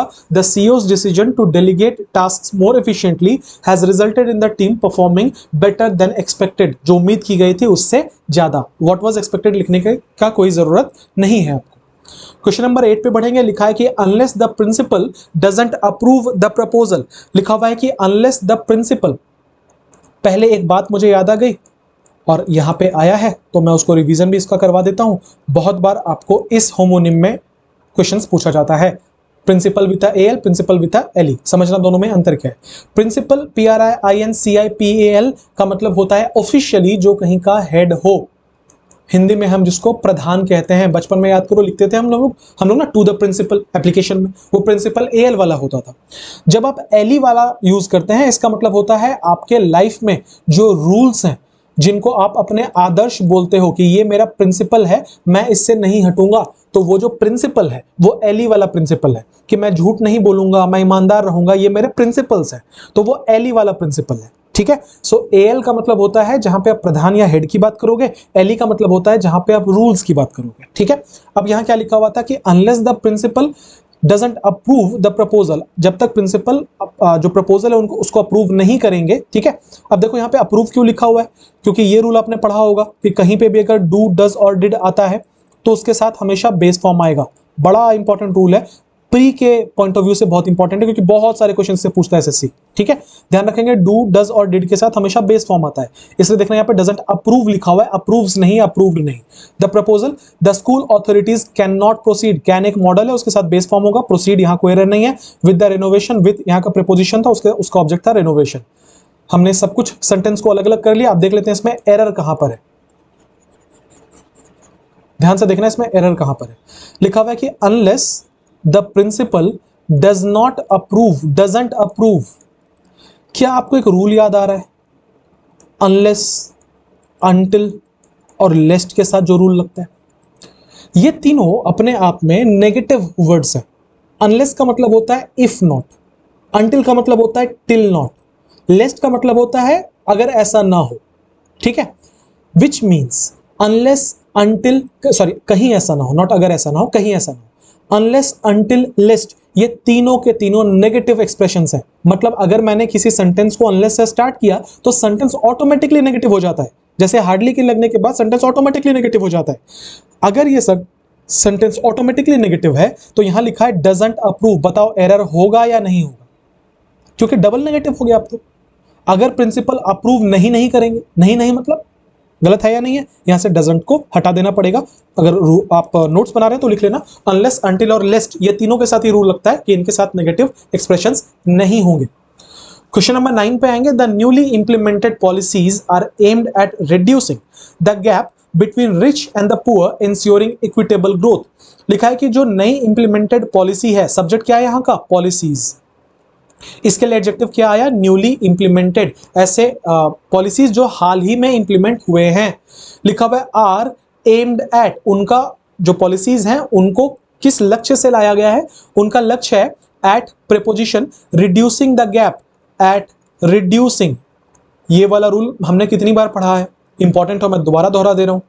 किसी भी सेंटेंस में अगर आप प्रीपोजिशन यूज करोगे तो उसके बाद हमेशा नाउन या प्रोनाउन आता है जो कि उसके ऑब्जेक्ट का काम करता है, इस प्रीपोजिशन के ऑब्जेक्ट का काम करता है। अगर बाय द वे यहाँ पे कोई वर्ब आ जाए तो उसको नाउन हम बना देंगे। नाउन कैसे बनाया जाता है? उसके आगे आईएनजी लगा के हम उसको जेरेंड बना देते हैं, और जेरेंड अपने आप में नाउन का भी काम करता है, जिसका साधारण भाषा में मतलब यह है कि अगर आपको किसी प्रीपोजिशन के बाद कोई वर्ब मिल जाए तो वो हमेशा आईएनजी फॉर्म में होना चाहिए। तो यहाँ लिखा हुआ है एम्ड एट रिड्यूसिंग। यहाँ रिड्यूसिंग क्यों लिखा हुआ है, रिड्यूस क्यों नहीं लिखा हुआ? क्योंकि इसके प्रीपोजिशन के बाद हमेशा आईएनजी वाला वर्ड चाहिए। तो लिखा है कि the reducing the gap between rich and the poor. लिखा है rich and the poor. Again बात वही है, अगर एग्जाम में आपका प्रेजेंस ऑफ माइंड काम किया तो ये क्वेश्चन पकड़ाएगा, वरना एग्जाम में ये क्वेश्चन नहीं पकड़ाएगा, ठीक है। क्यों? क्योंकि बहुत ही सटल अंतर है, बहुत ही सूक्ष्म अंतर है। क्या है समझना, ये ऑलरेडी मैं अपने प्रीवियस एक वीडियो में कवर कर चुका हूं, दोबारा दोहरा रहा हूं। Poor and rich, the poor and the rich, ये अलग अलग चीजें हैं। इसको बिल्कुल इस तरीके से ट्रीट मत करना कि पुअर के आगे एक आर्टिकल लग गया है, रिच के आगे एक आर्टिकल लग गया। नहीं नहीं नहीं, ऐसा नहीं है। ये इसका मीनिंग ही बदल गया। क्यों? क्योंकि जब आप पुअर लिखते हो ये एक एडजेक्टिव होता है, जब आप रिच लिखते हो तो ये एक एडजेक्टिव होता है। मेरी बात पे यकीन मत करो, खुद यूज कर लो। मैं बोल रहा हूं कि he is a poor man, वो एक गरीब आदमी है। ये मैन जो है ये क्या है? ये नाउन है। अच्छा, इसकी क्वालिटी क्या है? कि ये पुअर है। इसका मतलब ये है कि ये पुअर जो है ये एडजेक्टिव का काम करेगा। सो ये एडजेक्टिव होता है, रिच एडजेक्टिव होता है। लेकिन जिस मोमेंट आप इसके आगे द लगा देते हो, ध्यान से सुनना, जिस मोमेंट आप इसके आगे द लगा देते हो ये बन जाता है एक नाउन, और ये बात करने लगता है पूरे के पूरे गरीब क्लास के बारे में।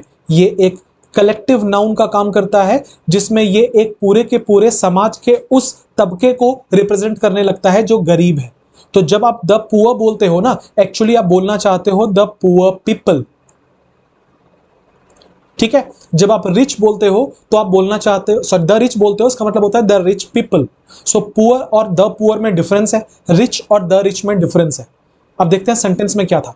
लिखा हुआ reducing the gap between rich and the poor, ensuring equitable growth. लिखा है कि जो अमीर हैं और जो गरीब लोग हैं उनके बीच के अंतर को सो अमीर लोग बोलना पड़ेगा। अगर आप गरीब लोग बोल रहे हो तो रिच के आगे यहाँ पे द लगा दो, the rich and the poor. अब आप ये बोलोगे कि सर क्या यहाँ पे हम लोग रिच एंड पुअर नहीं लिख सकते? बिल्कुल लिख सकते हैं, आप यहाँ का भी द हटा सकते हो, पर ज्यादा प्रेफरेंस रिच को मिलेगा कि वहां एरर है, क्योंकि आपने यहाँ पे बिटवीन यूज किया है जो कि एक प्रीपोजिशन है, प्रिफरेबली इसके बाद नाउन होना चाहिए, इसीलिए आप यहाँ पे द लगा सकते हो। हालांकि यहाँ से भी हटा दोगे तो क्वेश्चन चैलेंज हो सकता था, पर मेरे ख्याल से रिच के पहले द ज्यादा सटीक है। Question number 10, the committee was in a dilemma. इसको नोट करना, मार्क करना, एक बार एसएससी ने हाल ही आई थिंक 2 साल पहले पूछा था। इन डिलेमा, इन डिलेमा कुछ नहीं होता, इन अ डिलेमा होता है। डिलेमा का मतलब होता है कंफ्यूजन। इस एक्सप्रेशन से बहुत सवाल बनते हैं, यहां बार बार अ हटा देगा, ठीक है, इन डिलेमा लिखेगा, तो ध्यान रखना इन अ डिलेमा होता है, जिसका मतलब होता है confusion. So the committee was in a dilemma, committee जो थी वो कंफ्यूज थी whether to prioritise the safety of employees, के एम्प्लॉइज की सेफ्टी को प्रायोरिटाइज करना है और focus on cost save measures, या फिर पैसे बचाने के तरीकों के बारे में सोचना है। जैसे मान लो कि मैं कोई कंपनी चला रहा हूं जिसमें मेरे वर्कर्स की जान बहुत बार खतरे में होती है। अब मेरे सामने कंफ्यूजन है कि मैं उनके लिए सेफ्टी में पैसे खर्च करूं या मैं पैसे बचाऊं। मेरा कंफ्यूजन ये है, सेंटेंस वही लिखा हुआ है हिंदी में। अब मुझे एरर मिल गया है, आपको भी शायद मिल गया होगा, लिखा हुआ है कॉस्ट सेव मेजर्स। तोड़ तोड़ के समझा रहा हूं आसान भाषा में, ध्यान से मेरी बात सुनना। मेजर्स क्या है? नाउन है, क्योंकि एस लगा हुआ है, किसी भी चीज के आगे एस लगा के अगर उसको प्लूरल करें तो ये नाउन का फीचर होता है, इसका मतलब ये मेजर्स जो है ये नाउन है। तो फिर साहब ये कॉस्ट सेव क्या है? ये कॉस्ट सेव एक एडजेक्टिव है कि कैसा मेजर है, कौन से तरीकों की बात करें जिससे पैसे बचे। इसका मतलब आप कॉस्ट सेव को एज एन एडजेक्टिव यूज कर रहे थे, लेकिन सेव का मतलब तो बचाना होता है, और जैसे आप इसको डिक्शनरी में सर्च करोगे ये बोलेगा आपको वर्ब है। तो वर्ब यहां पे कैसे एडजेक्टिव का काम कर रहा है? देखो, वर्ब का अगर आपको यूज एज एन एडजेक्टिव करना है फिर आप उसको बेस फॉर्म की तरह नहीं कर सकते। आपके पास 2 उपाय हैं, या तो आप उसको प्रेजेंट पार्टिसिपल में रख के इसके आगे आईएनजी लगा दो, या तो पास्ट पार्टिसिपल में रख के इसको या इसके आगे V3 लगा दो। फॉर एग्जांपल आपने सुना होगा वॉक स्टिक, सुना है क्या? जिस स्टिक की मदद से लोग चलते हैं, नहीं, आपने सुना होगा walking stick. Walking stick, he is a very excite person, सुना है कभी? नहीं, आपने सुना होगा he is a very excited person. ध्यान जहां ले जाना चाह रहा हूं वहां पे लेके जाना। ये स्टिक, ये पर्सन नाउन है, इसका मतलब हम एक ऐसे स्टिक की बात कर रहे थे जिसकी मदद से चल सकते हैं, तो ये पर्पस बता रहा है, एडजेक्टिव पर्पस है। ये आदमी कैसा है? आदमी बहुत ही ज्यादा एनर्जी में है, तो वो एक्साइटेड आदमी है। इसका मतलब ये एक्साइट वर्ड तो हम एज एन एडजेक्टिव यूज कर रहे थे। ये वाला क्यों गलत है? आपके दिमाग में अगर सर कभी सुना नहीं है इसलिए गलत है, वो बात तो है ही, आपने सुना नहीं है, पर क्यों नहीं सुना है? इसलिए क्योंकि होता नहीं। आप अगर किसी वर्ब को एज एन एडजेक्टिव यूज करना चाहते हैं तो वो तभी हो सकता है जब आप उसको पार्टिसिपल बनाएं, और पार्टिसिपल का 2 ही स्ट्रक्चर होता है, या तो आईएनजी लगा के प्रेजेंट पार्टिसिपल बनाएं, या तो उसके आगे हम लोग V3 लगा के उसको पास्ट पार्टिसिपल बनाएं। कभी भी हम बेस फॉर्म छोड़ के उसको पार्टिसिपल थोड़ा ना बोल सकते हैं। तो वॉक स्टिक कुछ नहीं होता, एक्साइट पर्सन कुछ नहीं होता, मिस कॉल एक वीडियो में मैंने पहले कवर किया था, मिस कॉल कुछ नहीं होता, जब भी होता तो क्या होता है? मिस्ड कॉल होता है। क्यों? क्योंकि आप इसको एडजेक्टिव बनाना चाह रहे थे। एडजेक्टिव कैसे बनेगा? जब आप उसको या तो V4 यूज करो प्रेजेंट पार्टिसिपल, या तो V3 यूज करो पास्ट पार्टिसिपल, तभी तो बनेगा। अब देख लो एरर कहां था, लिखा हुआ है cost save measures. Cost save measures हो सकता है क्या? नहीं हो सकता। क्यों नहीं हो सकता? आप इसको बेस फॉर्म में रख रहे हो, आप उसको बोलो कॉस्ट सेविंग मेजर्स, के ऐसे मेजर्स जिनसे पैसे बच रहे हैं उनको बोलते हैं कॉस्ट सेविंग मेजर्स। क्लियर हो गई बात? यहां तक एरर मिल गया।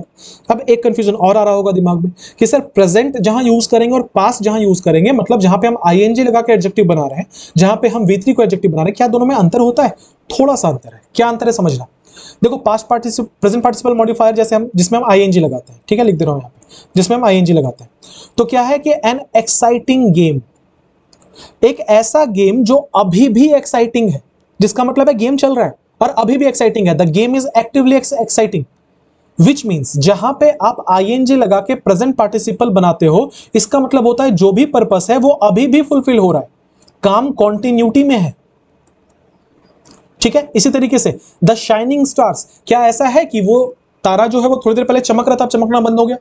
नहीं ना, अगर वो शाइन कर रहा है तो हमेशा शाइन कर रहा है। इसका मतलब ये है, ये जो शाइनिंग स्टार्स लिखा हुआ है ये एक्टिवली शाइनिंग है, ये होता है प्रेजेंट पार्टिसिपल। अब आ जाओ पास्ट पार्टिसिपल पे, क्या लिखा है? Excited fan, the fan is in the state of excitement because of the game. जब हम कह रहे हैं एक्साइटेड फैन, इसका मतलब जो भी चीज उसको एक्साइट कर रही थी वो चीज खत्म हो गई और वो एक्साइटेड है, मतलब उसकी एनर्जी 100 आउट ऑफ 100 हो चुकी है, अभी नहीं हो रही।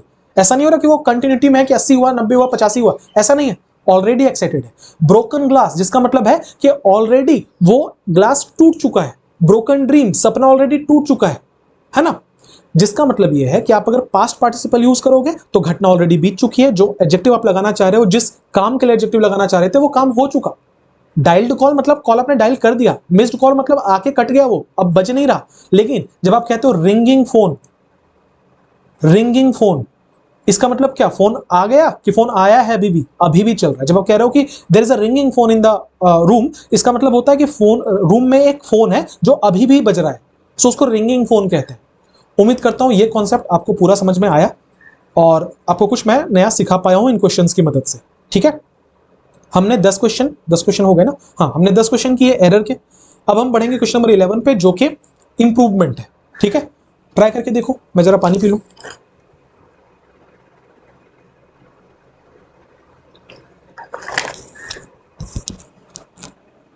चलो 11 नंबर क्वेश्चन देखना। लिखा हुआ है the project is pending approval for more than a month now. लिखा है कि प्रोजेक्ट जो है वो अप्रूवल के लिए पेंडिंग है, 1 महीने से भी ज्यादा हो गए। बहुत आसान सवाल है, पर ये रूल इंपॉर्टेंट था तो मैंने क्वेश्चन डाला है। बहुत क्वेश्चन इससे बनता है। अगर किसी सेंटेंस में आप फॉर या सिंस का इस्तेमाल करते हो और आपको सेंस सेंटेंस का ये लगता है कि कोई भी काम पास्ट में स्टार्ट हुआ है और चलते चलते वो काम प्रेजेंट तक पहुंच गया, तो हमेशा वो परफेक्ट कॉन्टिन्यूअस में लिखाता है। अब वो प्रेजेंट परफेक्ट कॉन्टिन्यूअस होगा, पास्ट परफेक्ट कॉन्टिन्यूअस होगा, फ्यूचर परफेक्ट कॉन्टिन्यूअस होगा, ये सेंटेंस के कंटेक्स्ट पे डिपेंड करता है। ठीक है, पर परफेक्ट कॉन्टिन्यूअस हमेशा होगा। ठीक है, तो क्या लिखा होता है? The project is pending. Perfect continuous में तो इज नहीं हो सकता, इसका मतलब नो इंप्रूवमेंट वाला तो हमारा आंसर नहीं होगा। अब आ जाओ देखते हैं। लिखा has been pending for, present perfect हो सकता है, present perfect continuous. Is being pending, is तो लगता नहीं है, परफेक्ट कंटिन्यूअस में हैज या हैव लगेगा। हैज बीन अवेटिंग अप्रूवल, अब देखो इसने ना पेंडिंग अप्रूवल को अवेटिंग अप्रूवल कर दिया, पर फिर भी सही है, हैज बीन अवेटिंग अप्रूवल, लेकिन उसके आगे इसने यूज कर लिया सिंस। अब सिंस वाली बात पे भी आ जाते हैं। सिंस का इस्तेमाल कहां किया जाता है? जहां पे आप पॉइंट ऑफ टाइम की बात करते हैं, आप ये कहना चाह रहे हैं कि कोई ऐसी घटना है जो पहले शुरू हुई और अब तक चलती हुई आ रही है, उसको हम लोग सिंस बोलते हैं। जिसका मतलब यह है कि इस सॉरी क्या बोल रहा हूं मैं, सिंस का यूज हम लोग वहां करते हैं जहां पे आपको एग्जैक्टली ये पता हो। थोड़ा मेरा ध्यान भटक गया था, हाँ सॉरी। तो सिंस का इस्तेमाल हम वहां पे करते हैं जहां पे आप एक ऐसी घटना के बारे में बात करते हैं जो एग्जैक्टली कब हुआ आपको पता हो, पॉइंट ऑफ टाइम वाली बात हो। जब आपको केवल पीरियड पता है कि काम इतनी देर चला, पर आपको ये नहीं पता कि शुरू कब हुआ था, तो वहां सिंस लगता है। यहां क्या लिखा हुआ है कि 1 महीने से पेंडिंग है, कब शुरू हुआ था पता नहीं, आपको सिर्फ ये पता चला कितने टाइम से पेंडिंग है, तो आंसर क्या होगा? Has been awaiting. आंसर होगा ऑप्शन नंबर ए। क्लियर है? क्वेश्चन नंबर 12 लिखा है no sooner the board meeting began the shareholders raised objections. लिखा हुआ है कि जैसे ही बोर्ड मीटिंग शुरू हुई, जो शेयर होल्डर्स थे उन्होंने ऑब्जेक्शन करने शुरू किए। क्या आपको याद है आज ही के वीडियो में हमने इन्वर्जन पढ़ा है? वहां पे मैंने बोला था कि नो सूनर से अगर किसी सेंटेंस को स्टार्ट करो तो उसमें हमेशा इन्वर्जन लगेगा, जिसका मतलब यह है कि पहले लिखेंगे वर्ब को और बाद में लिखेंगे सब्जेक्ट को। अब देख लो यहाँ क्या लिखा हुआ था, no sooner the board meeting. The board meeting तो यहाँ का सब्जेक्ट है साहब, हेल्पिंग वर्ब इसमें है नहीं, मेन वर्ब V2 के फॉर्म में बिगैन लिखा हुआ है। इसका मतलब ये सेंटेंस तो सरासर गलत है। हमें अगर इसको हम सुधारे भी तो यहाँ पे डिड हैड कुछ तो होना चाहिए था, इसका मतलब ये वाला तो गलत है, पहले वर्ब होगा, ये बात हमें पता है। अब आ जाओ ऑप्शन देखते हैं। लिखा है no sooner did the board meeting begin, हो सकता है। नो सूनर बिगैन द, देखो मेन वर्ब उठ के आगे नहीं आता, तब मैंने रूल में बोला था हेल्पिंग वर्ब उठ के आगे आता है। हम बिगैन को मेन वर्ब को उठा के आगे थोड़ी ना कर देंगे, गलत हो जाएगा।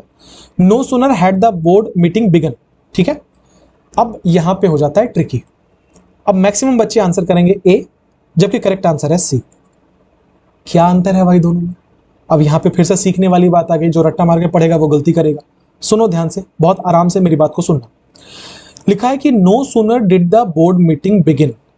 किस केस में हम नो सूनर या हार्डली या स्केसली, किसी को भी ले लो, इसके बाद डिड यूज करते हैं, और किस केस में हम इसके बाद हैड यूज करते हैं।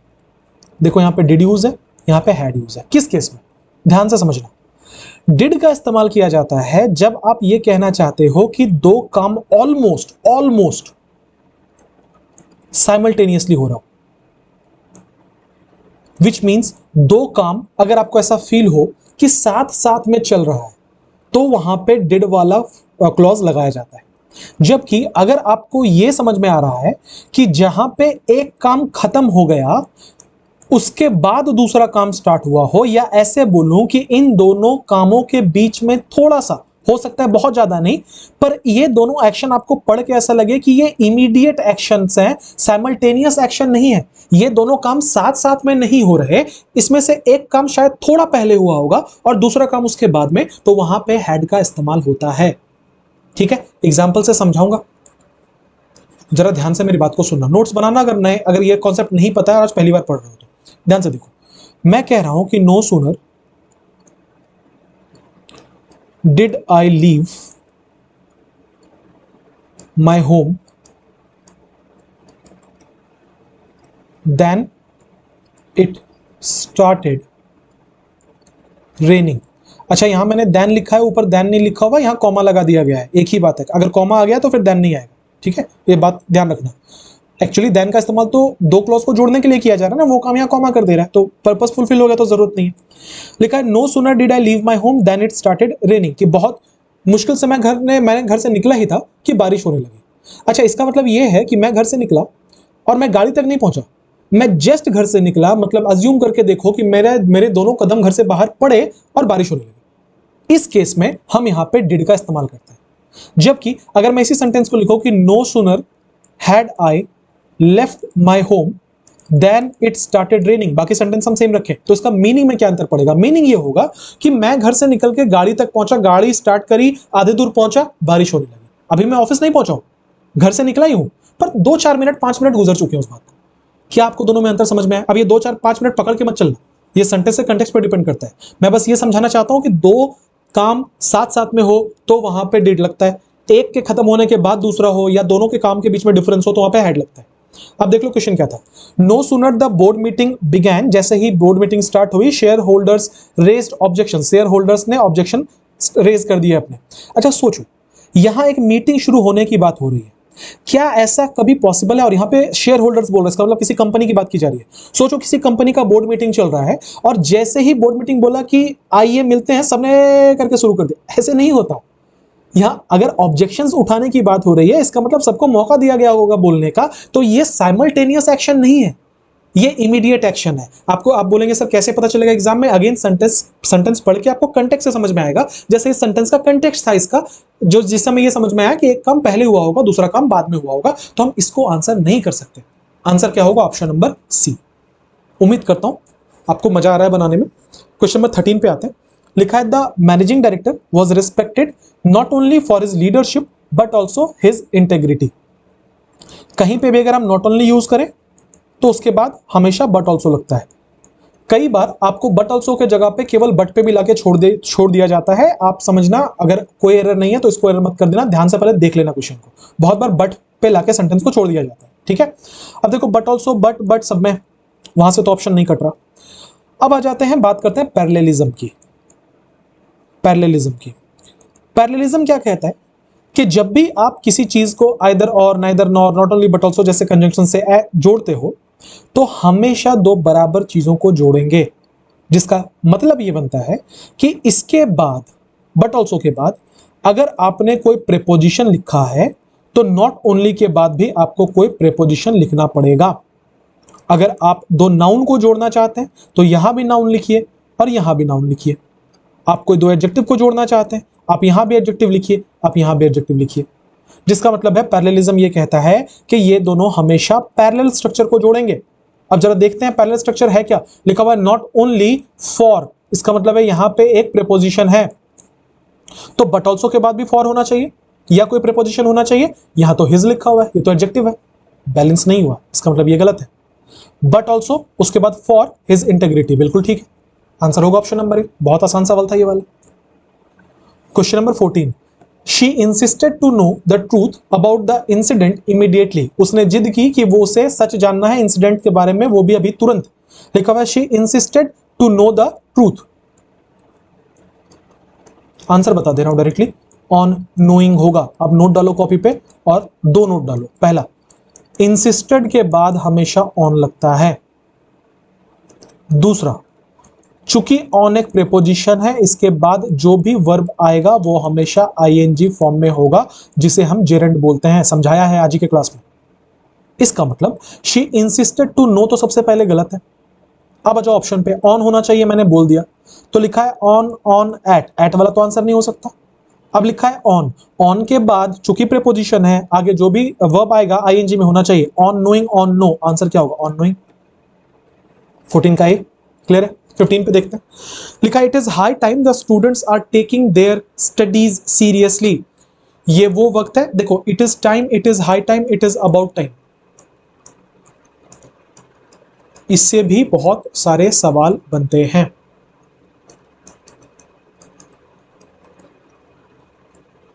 इनके साथ एक रूल है कि जो भी वर्ब आएगा वो हमेशा दूसरे फॉर्म में होना चाहिए। रिपीट कर रहा हूं, अगर आपकी कोई expression it is time, it is high time, it is about time से स्टार्ट करते हैं, तो इसके बाद जो भी वर्ब आएगा वो हमेशा सेकंड फॉर्म में होता है। लिखा it is high time the students are taking, आ जाओ, टुक। आर टेकिंग तो नहीं होगा डेफिनेटली, और नो इंप्रूवमेंट ऑप्शन में भी नहीं है। टुक, टुक, शुड टेक नहीं हो सकता, टुक। तीन ऑप्शंस बचे, आगे पढ़ लेते। तीन ऑप्शन में अंतर क्या है? टुक देयर, टुक देयर, बहुत बार एसएससी पूछती है तो इंपॉर्टेंट बन जाता है ये। दोनों में अंतर समझो। THERE देयर या तो प्रोनाउन का काम करता है या तो एडवर्ब का काम करता है, जिसका मतलब होता है वहां, हियर देयर पढ़ा होगा आपने। THEIR देयर जो है ये एक पॉजेसिव एडजेक्टिव है, जिसका मतलब होता है उनका। देयर मतलब होता है उनका। कहां ये लगेगा, कहां ये लगेगा? बहुत आसान है। अगर आपने कहीं पे THEIR देयर यूज किया जो कि एक पॉजेसिव एडजेक्टिव है, तो आपको इसके इमीडिएट बाद एक नाउन यूज करना पड़ेगा। नोट कर लेना अगर नहीं पता है तो। देयर के बाद हमेशा एक नाउन आएगा, जबकि ये जो THERE वाला देयर है, इसके बाद कभी भी कोई नाउन या प्रोनाउन नहीं आता। सेंटेंस यहीं से शुरू होता है अगर ये प्रोनाउन है, जैसे कि there is a man, so there से स्टार्ट हो रहा है। आई लिव देयर, उसके बाद कोई नाउन नहीं आता। लेकिन जब हम उनका बोलना चाहते हैं, their house, their careers, so their बोलेंगे तो उसके बाद कोई ना कोई नाउन लगाना पड़ेगा। अब देख लो यहाँ पे क्या लिखा हुआ था, देयर के बाद स्टडीज, स्टडीज में IES लगा के प्लूरल किया गया है, नाउन का फीचर है। इसका मतलब ये वाला नाउन है। अगर ये वाला नाउन है, इसका मतलब यहाँ तो देयर ही होना चाहिए, THERE वाला तो हो नहीं सकता, ये गलत है। अब यहाँ देयर देयर बच रहा है, पढ़ लेते हैं दोनों में क्या डिफरेंस है। टुक there studies seriously, took their studies serious, answer कौन सा होगा? ऑप्शन नंबर ए। ये क्यों होगा? ये भी रीजन बता दे रहा हूं। सीरियस एक एडजेक्टिव है, सीरियसली एक एडवर्ब है। कितनी बार ये क्वेश्चन आया है। अच्छा, अब इन दोनों के बीच का हम अंतर क्यों पढ़ रहे हैं? इसीलिए क्योंकि एक एडजेक्टिव जो होता है वो या तो एक नाउन को क्वालिफाई कर सकता है या तो एक प्रोनाउन को क्वालिफाई कर सकता है।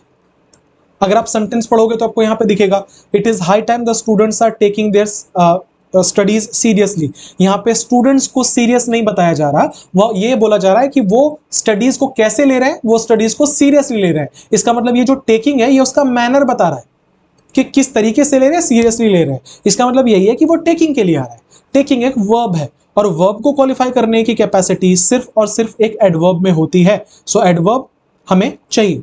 एडवर्ब कैसे बना सकते हैं? इसके आगे ly लगा के सीरियस को सीरियसली कर सकते हैं। तो आंसर कौन सा होगा? ऑप्शन नंबर ए, डी वाला गलत है, डी वाला नहीं हो सकता। क्या सबको मीनिंग समझ में आ गया है? आगे बढ़ते हैं, क्वेश्चन नंबर 16 पर आते हैं। लिखा है कि the manager emphasised the importance of finishing the task with in the stipulated time.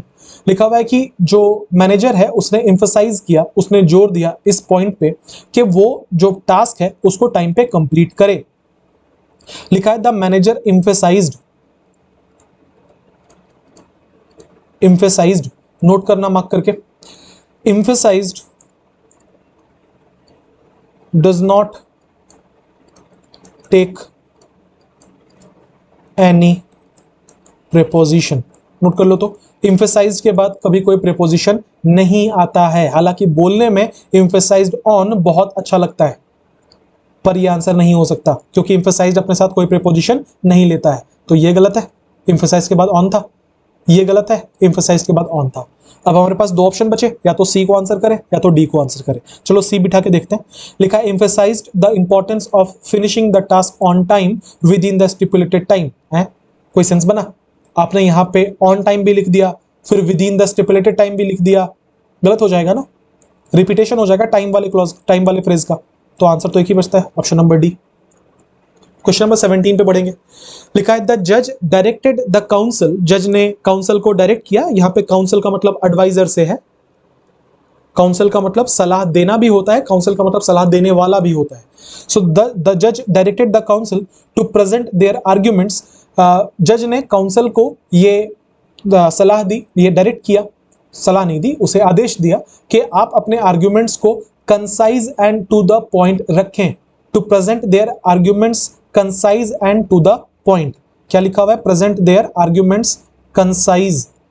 Concise का मतलब होता है, जिन बच्चों को नहीं पता, ब्रीफ, छोटा।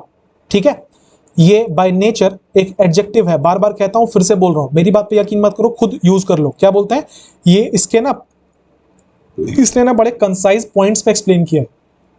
पॉइंट्स क्या है? नाउन। कैसा है पॉइंट? छोटा छोटा। इसका मतलब ये क्या है? एडजेक्टिव। क्लियर हो रहा है क्या सबको? इसका तो यही मतलब बना भाई साहब कि ये जो कंसाइज लिखा हुआ था ये एक एडजेक्टिव था। अब देख लो इसको सेंटेंस में यूज कैसे किया जा रहा है।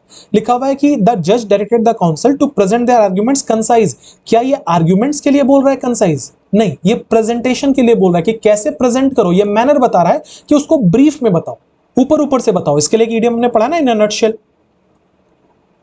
नहीं पता तो लिख लेना। इन अ नटशेल का मतलब होता है चीजों को ऊपर ऊपर से बताना, छोटा करके बताना, पूरी कहानी नहीं बतानी। ठीक है, इसका मतलब यह है कि ये प्रेजेंट के लिए आ रहा है। अभी जस्ट मैंने 2-3 मिनट पहले आपको सिखाया है कि अगर कोई वर्ब के लिए कोई वर्ड आए तो वो एडवर्ब होता है। एडवर्ब कैसे बना सकते हैं? कई केसेस में एडजेक्टिव के आगे एलवाई लगा के। एडजेक्टिव क्या था? कंसाइज। एलवाई लगाएंगे तो क्या बनेगा? कंसाइजली, जिसका मतलब है हम ढूंढ रहे हैं कंसाइजली। तो सबसे पहले नो इंप्रूवमेंट कट गया, यहां इनकंसाइज लिखा हुआ था, गलत है। आगे लिखा हुआ है concisely and to the point, concisely and accurately. देखो ये भी ठीक है और ये भी ठीक है, मजेदार सवाल है। ये भी ठीक है, ये भी ठीक है।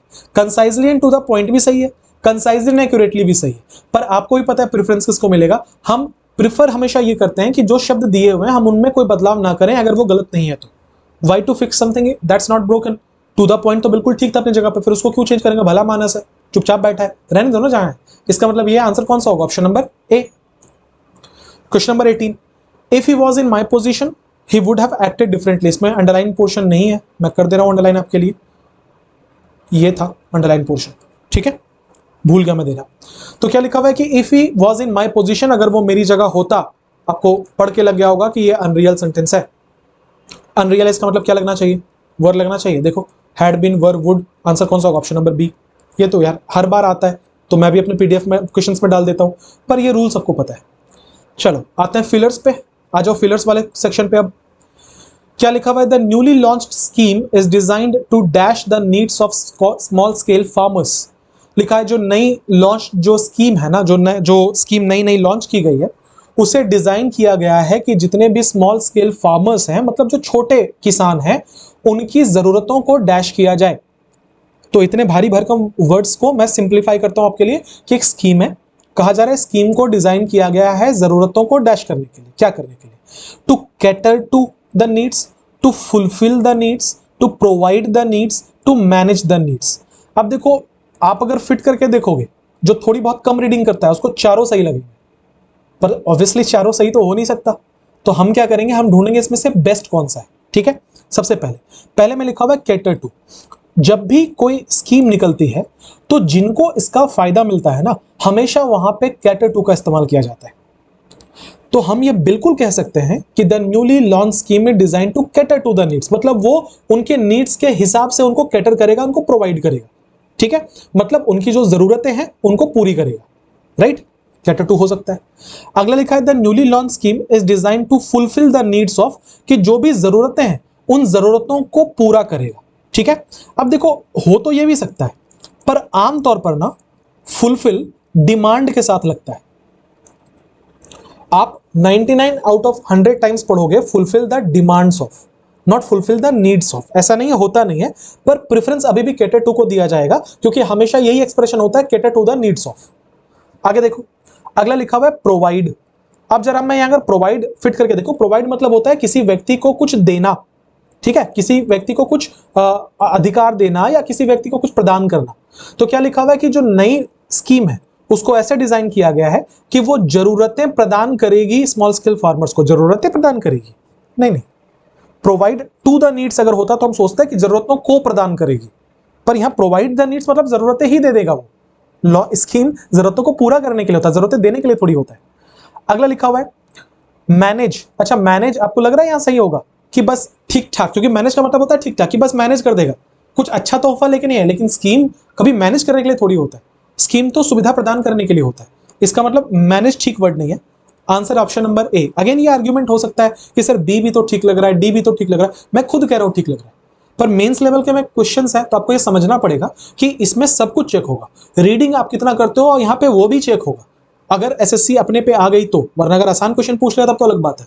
पर आमतौर पर जहां पे बच्चों को सबसे ज्यादा कंफ्यूजन होता है वो इन्हीं चीजों में होता है, रूल्स वाले तो सब बना लेते हैं, तो मैंने कोशिश किया फिलर्स को वोकैब बेस्ड रखने की और कंफ्यूजन वाले ऑप्शंस रखने की, ताकि मुझे बताना पड़े कि ये क्यों नहीं हुआ, ये क्यों हुआ। आप अगर बहुत ज्यादा रीडिंग करते हैं, आप अगर बहुत सारा इंग्लिश कंज्यूम करते हैं, तो ये सारी बातें आपकी जुबान पे बैठ जाती हैं। जैसे कैटर टू द नीड्स आप बहुत बार सुनोगे, आपको आगे भी ये काम आएगा। Question number 20, the government has dash to implement stricter traffic laws to reduce accidents. Government ने डैश किया है कि वो नए कानून लागू करेगी, इंप्लीमेंट मतलब होता है कानून लागू करना, तो वो नए कानून लागू करेगी ताकि उससे रिड्यूस हो जाए एक्सीडेंट्स, ताकि उससे एक्सीडेंट्स की संख्या कम हो जाए, उनके नंबर्स में डिक्रीज आए, ठीक है। तो गवर्नमेंट क्या करेगी इंप्लीमेंट करने का, the government has decided, government ने डिसाइड किया है कि वो इंप्लीमेंट करेगी, और स्ट्रिक्ट रूल्स और कठिन कानून हो सकता है, गवर्नमेंट डिसाइड किया, बिल्कुल ठीक लग रहा है। गवर्नमेंट ने committed, the government has committed to, committed नहीं हो, कमिटेड मतलब होता है प्रॉमिस करना, सरकार कभी प्रॉमिस थोड़ी करती है कि वो नियम कानून को स्ट्रिक्ट करेगी, सरकार बेनिफिट्स भले ही कभी प्रॉमिस कर दे, पर नियम कानून लागू करेगी ये प्रॉमिस थोड़ी करती है। सरकार ये कहती है कि मतलब जब भी रूल निकलता है तो सरकार बस अनाउंस कर देती है, या सरकार बस डिसाइड कर लेती है कि ये करना है। हैविंग सेड कि अनाउंस है तो आगे अनाउंस भी ऑप्शन में, the government has announced to implement stricter laws, ठीक लग रहा है। The government has declared to implement, अब फिर से वही बात है कि जो बच्चा रीडिंग नहीं करता उसे लगा ये भी ठीक लग रहा है, ये भी ठीक लग रहा है, पर इसमें आंसर बहुत आसान है, मैं बताता हूं क्यों। अनाउंस्ड और डिक्लेयर्ड ये दोनों के दोनों नॉर्मली अपने बाद इंफिनिटिव नहीं लेते। मेरी बात पे यकीन नहीं है तो सेंटेंस बना के देख लो, जैसे कि the prime minister has announced new schemes,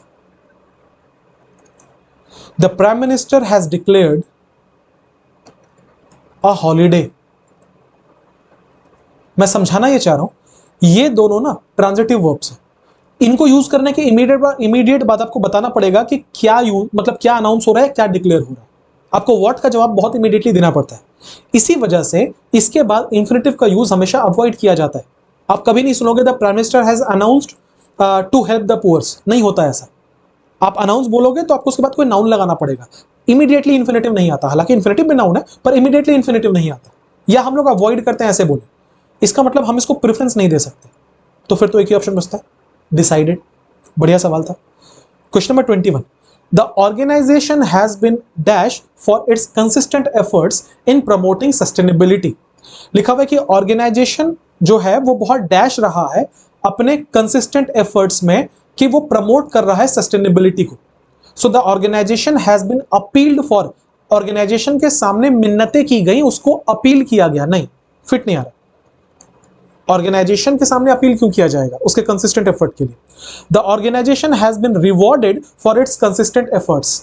अब दिमाग में चलेगा सर ये तो बिल्कुल ठीक लग रहा है कि ऑर्गेनाइजेशन को रिवॉर्ड किया गया, पर आप ये समझो कि ये कंसिस्टेंट, एक तो ये ऑर्गेनाइजेशन है, दूसरा ये किसमें कंसिस्टेंट एफर्ट दिखा रहा है कि ये सस्टेनेबिलिटी को प्रमोट कर रहा है, ये कह रहा है कि सारे रिसोर्सेज अभी नहीं यूज करने हैं, कुछ बच्चों के लिए बचा के रखो। ऐसी चीजों के लिए कभी आपने सुना है किसी को रिवॉर्ड मिलते हुए? रिवॉर्ड का मतलब होता है जहां पे फाइनेंशियल चीजें इंक्लूडेड हो, more often than not. Reward का मतलब होता है कि जहां पे फाइनेंशियल चीजें या फिर कोई प्राइज मनी वगैरह अनाउंस हो या प्राइज अनाउंस हो, ऐसी चीजों के लिए आपने कहां सुना है किसी को प्राइज मिला है?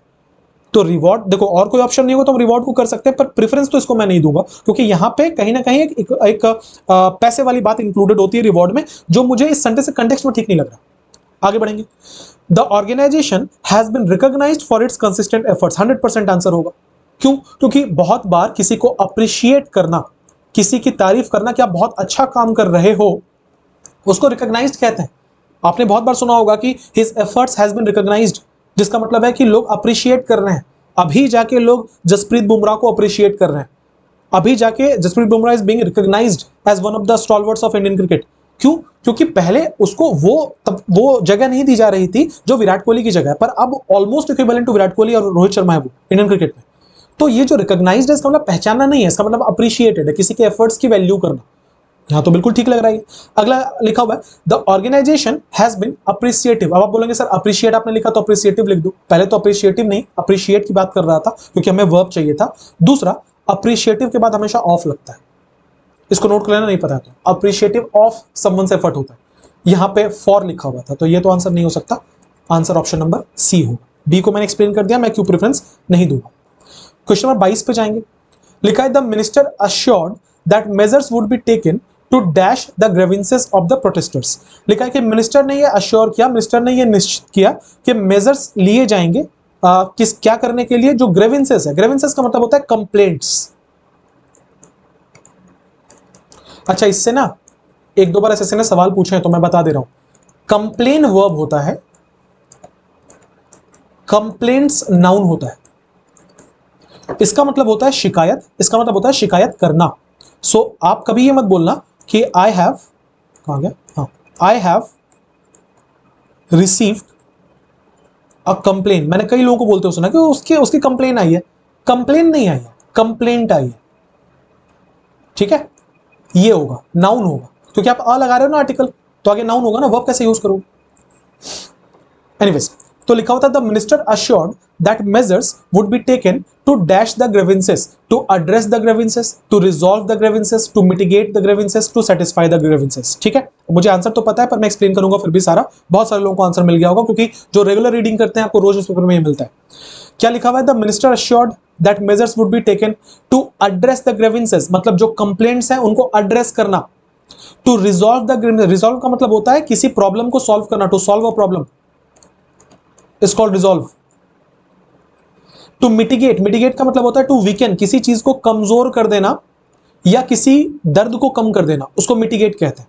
सेटिस्फाई मतलब होता है संतुष्ट करना। अब सोचो, कंप्लेंट्स को आप संतुष्ट करोगे क्या, सेटिस्फाई करोगे क्या? सेंस नहीं। क्या आप कंप्लेंट्स को कमजोर कर सकते हो कि हाँ कंप्लेंट आओ तुम्हारी टांगे काट देता हूं? नहीं ना। अब दो ऑप्शन बचते हैं, एड्रेस द ग्रीवेंसेस या रिजॉल्व द ग्रीवेंसेस। देखो आमतौर पर बोल रहा हूं, हर केस में नहीं। रिजॉल्व टर्म का इस्तेमाल ग्रीवेंसेस के लिए नहीं किया जाता। यूजुअली रिजॉल्व प्रॉब्लम के लिए यूज करते हैं और ग्रीवेंसेस के लिए खास करके कंप्लेंट्स टर्म का सबसे ज्यादा, एड्रेस टर्म का सबसे ज्यादा इस्तेमाल होता है। ठीक है, आप हमेशा सुनोगे कि he is trying to address the problem, he is trying to address the grievances of the people, he is trying to address the complaints of the people. किसी शिकायत को कंसिडरेशन में लेना, उसको एड्रेस करना कहते हैं। ठीक है, इसलिए आंसर कौन सा होगा? ऑप्शन नंबर ए। अगेन ये आप कितना रीडिंग करते हो उसके ऊपर डिपेंड करता है। Next, the company aims to dash its operational efficiency through digital transformation. Company का ये एम है कि वो डैश करे अपनी ऑपरेशनल एफिशिएंसी को, मतलब जितने अच्छे तरीके से वो ऑपरेशंस करते हैं, ऑपरेशन मतलब वो ऑपरेशन थिएटर वाला ऑपरेशन नहीं, काम जितनी एफिशिएंसी से वो करते हैं उसको वो डैश करें डिजिटल ट्रांसफॉर्मेशन के थ्रू। मतलब वो ये चाहते हैं कि उनका काम डिजिटली होने लगे, जिससे उनकी एफिशिएंसी बढ़े। तो ये बढ़ने के लिए यहां कौन सा टर्म इस्तेमाल होगा? The company aims to encourage, improve, boost about, refine. बहुत आसान सवाल है। लिखा the company aims to encourage its operational efficiency. देखो आप कभी भी किसी की एफिशिएंसी को इंकरेज नहीं करते। इंकरेज का मतलब होता है प्रोत्साहन करना, कि हाँ तालियां बजा रहे खड़े हो कि तुम और बेहतर करो, तुम और अच्छा करो, मैं आपको इंकरेज कर रहा हूं और पढ़ो। एफिशिएंसी को कैसे इंकरेज करोगे? वो तो मशीन का पार्ट है। क्या करोगे? मशीन खराब है तो खड़े होकर तालियां बजाओगे कि हाँ मशीन बहुत अच्छा कर रहे हो, you can do it, come on. नहीं ना, इंकरेज नहीं कर सकते। अगला लिखा हुआ improve, the company aims to improve its operational efficiency, ये हो सकता है। अगला the company aims to boost about. देखो खाली बूस्ट लिखा होता तो हम मान भी लेते, पर यहां अबाउट क्यों है? ये तो कोई फ्रेजल वर्ब है ही नहीं, बूस्ट अबाउट। अगला वर्ड लिखा हुआ है रिफाइन, वो रिफाइन करने की कोशिश कर रहा है। कोई सेंस नहीं। आंसर क्या है? इंप्रूव करने की कोशिश कर रहा है। देखो इस मार्क्स बूस्टर सीरीज के थ्रू ना मैं ये कोशिश कर रहा हूं कि थोड़े से जो टफ सवाल है पर रिलेवेंट सवाल है मैं वो क्वेश्चंस आपको दिखा दूं। ऑब्वियसली आप समझ सकते हो कि ये सारे क्वेश्चंस लाने में बहुत एफर्ट लगता है, क्योंकि ये किसी प्रीवियस ईयर के क्वेश्चन नहीं है। जिन बच्चों को नहीं पता कि मैं कैसे पढ़ाता हूँ खास करके मार्क्स बूस्टर सीरीज में, ये प्रीवियस ईयर क्वेश्चन नहीं है, ये किसी किताब से नहीं है, ये सारे के सारे द हिंदू न्यूज़पेपर से निकाले हुए सारे के सारे क्वेश्चन। मतलब इसमें से एक भी ऐसा सवाल नहीं होगा जो आपको किसी एग्जाम में मिला होगा, या इसमें से कोई भी ऐसा सवाल नहीं होगा जो आपको किसी किताब में मिलेगा। ये सारा मेरे द्वारा क्यूरेटेड क्वेश्चंस है। मैंने डिफरेंट डिफरेंट सोर्सेस की मदद ली है और वहां से ये क्वेश्चंस क्यूरेट किया है। इसकी डिफिकल्टी लेवल अपने हाथों से बढ़ाई है, ऐसे ऑप्शंस लगा लगा के जो कंफ्यूजिंग है, ऐसे कॉन्सेप्ट लगा लगा के जो कंफ्यूजिंग है। तो इतनी जो मेहनत लगती है इसमें, वो सिर्फ इसलिए ताकि आपका फायदा हो सके। ठीक है, और इस दुनिया में हम लोग सेल्फिश है नहीं। आप आगे की बात समझते हो कि अगर फायदा हो रहा है तो अपने तक मत रखिए, चैनल को शेयर कीजिए, जिससे आपके दोस्तों को भी मदद मिलेगी, मेरा चैनल भी ग्रो करेगा। तो जहां जहां लाइब्रेरी में है वहां पे शेयर करो, व्हाट्सएप पे शेयर करो, टेलीग्राम पे शेयर करो। और जो बच्चे अलग से बोलते हैं कमेंट में आके कि सर लाइक सब्सक्राइब कर लिया, शेयर नहीं कर सकते, कंपटीशन बढ़ जाएगा, याद रखना गरुड़ पुराण में इसके अलग से सजा है। अपरिचित आएगा कुंभी पाकम वाली सजा देगा। और तुम नहीं करोगे तो बहुत सारे रिस्पेक्टेड टीचर्स हैं जो ऑलरेडी कर रहे हैं। आपको पता है कि पंडित ने भी किया है, गगन प्रताप सर ने भी किया है, मैथ्समेनिया ने भी किया है।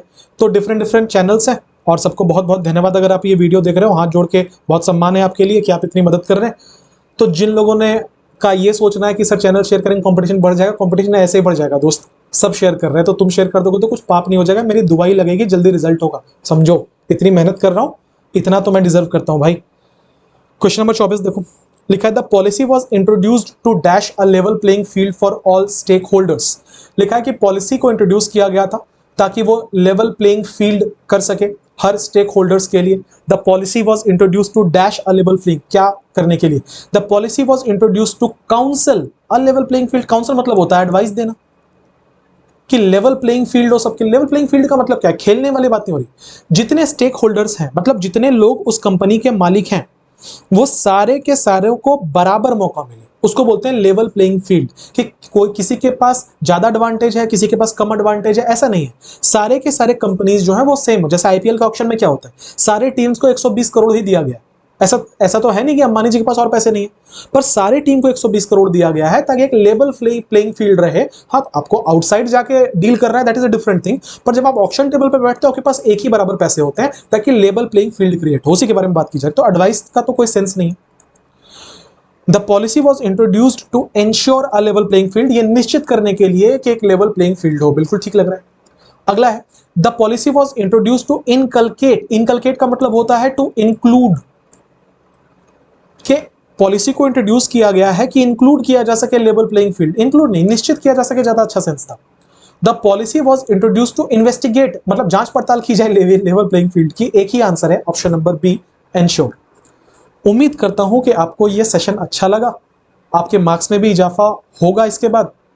अगर आपको सेशंस अच्छे लगे, पहली बार वीडियो देख रहे हो, तो सब्सक्राइब करना मत भूलना, एक लाइक जरूर कर देना ताकि यूट्यूब को के एल्गोरिदम को यह पता चले कि इसको प्रमोट करना है। और जो शेयरिंग वाली बात मैंने बोली वो तो याद रखो, कुंभी पाकम। मिलेंगे अगले वीडियो में, तब तक के लिए अपना बहुत बहुत ध्यान रखिए, पढ़ाई करते रहिए। Have a nice day everyone, thank you for being with me.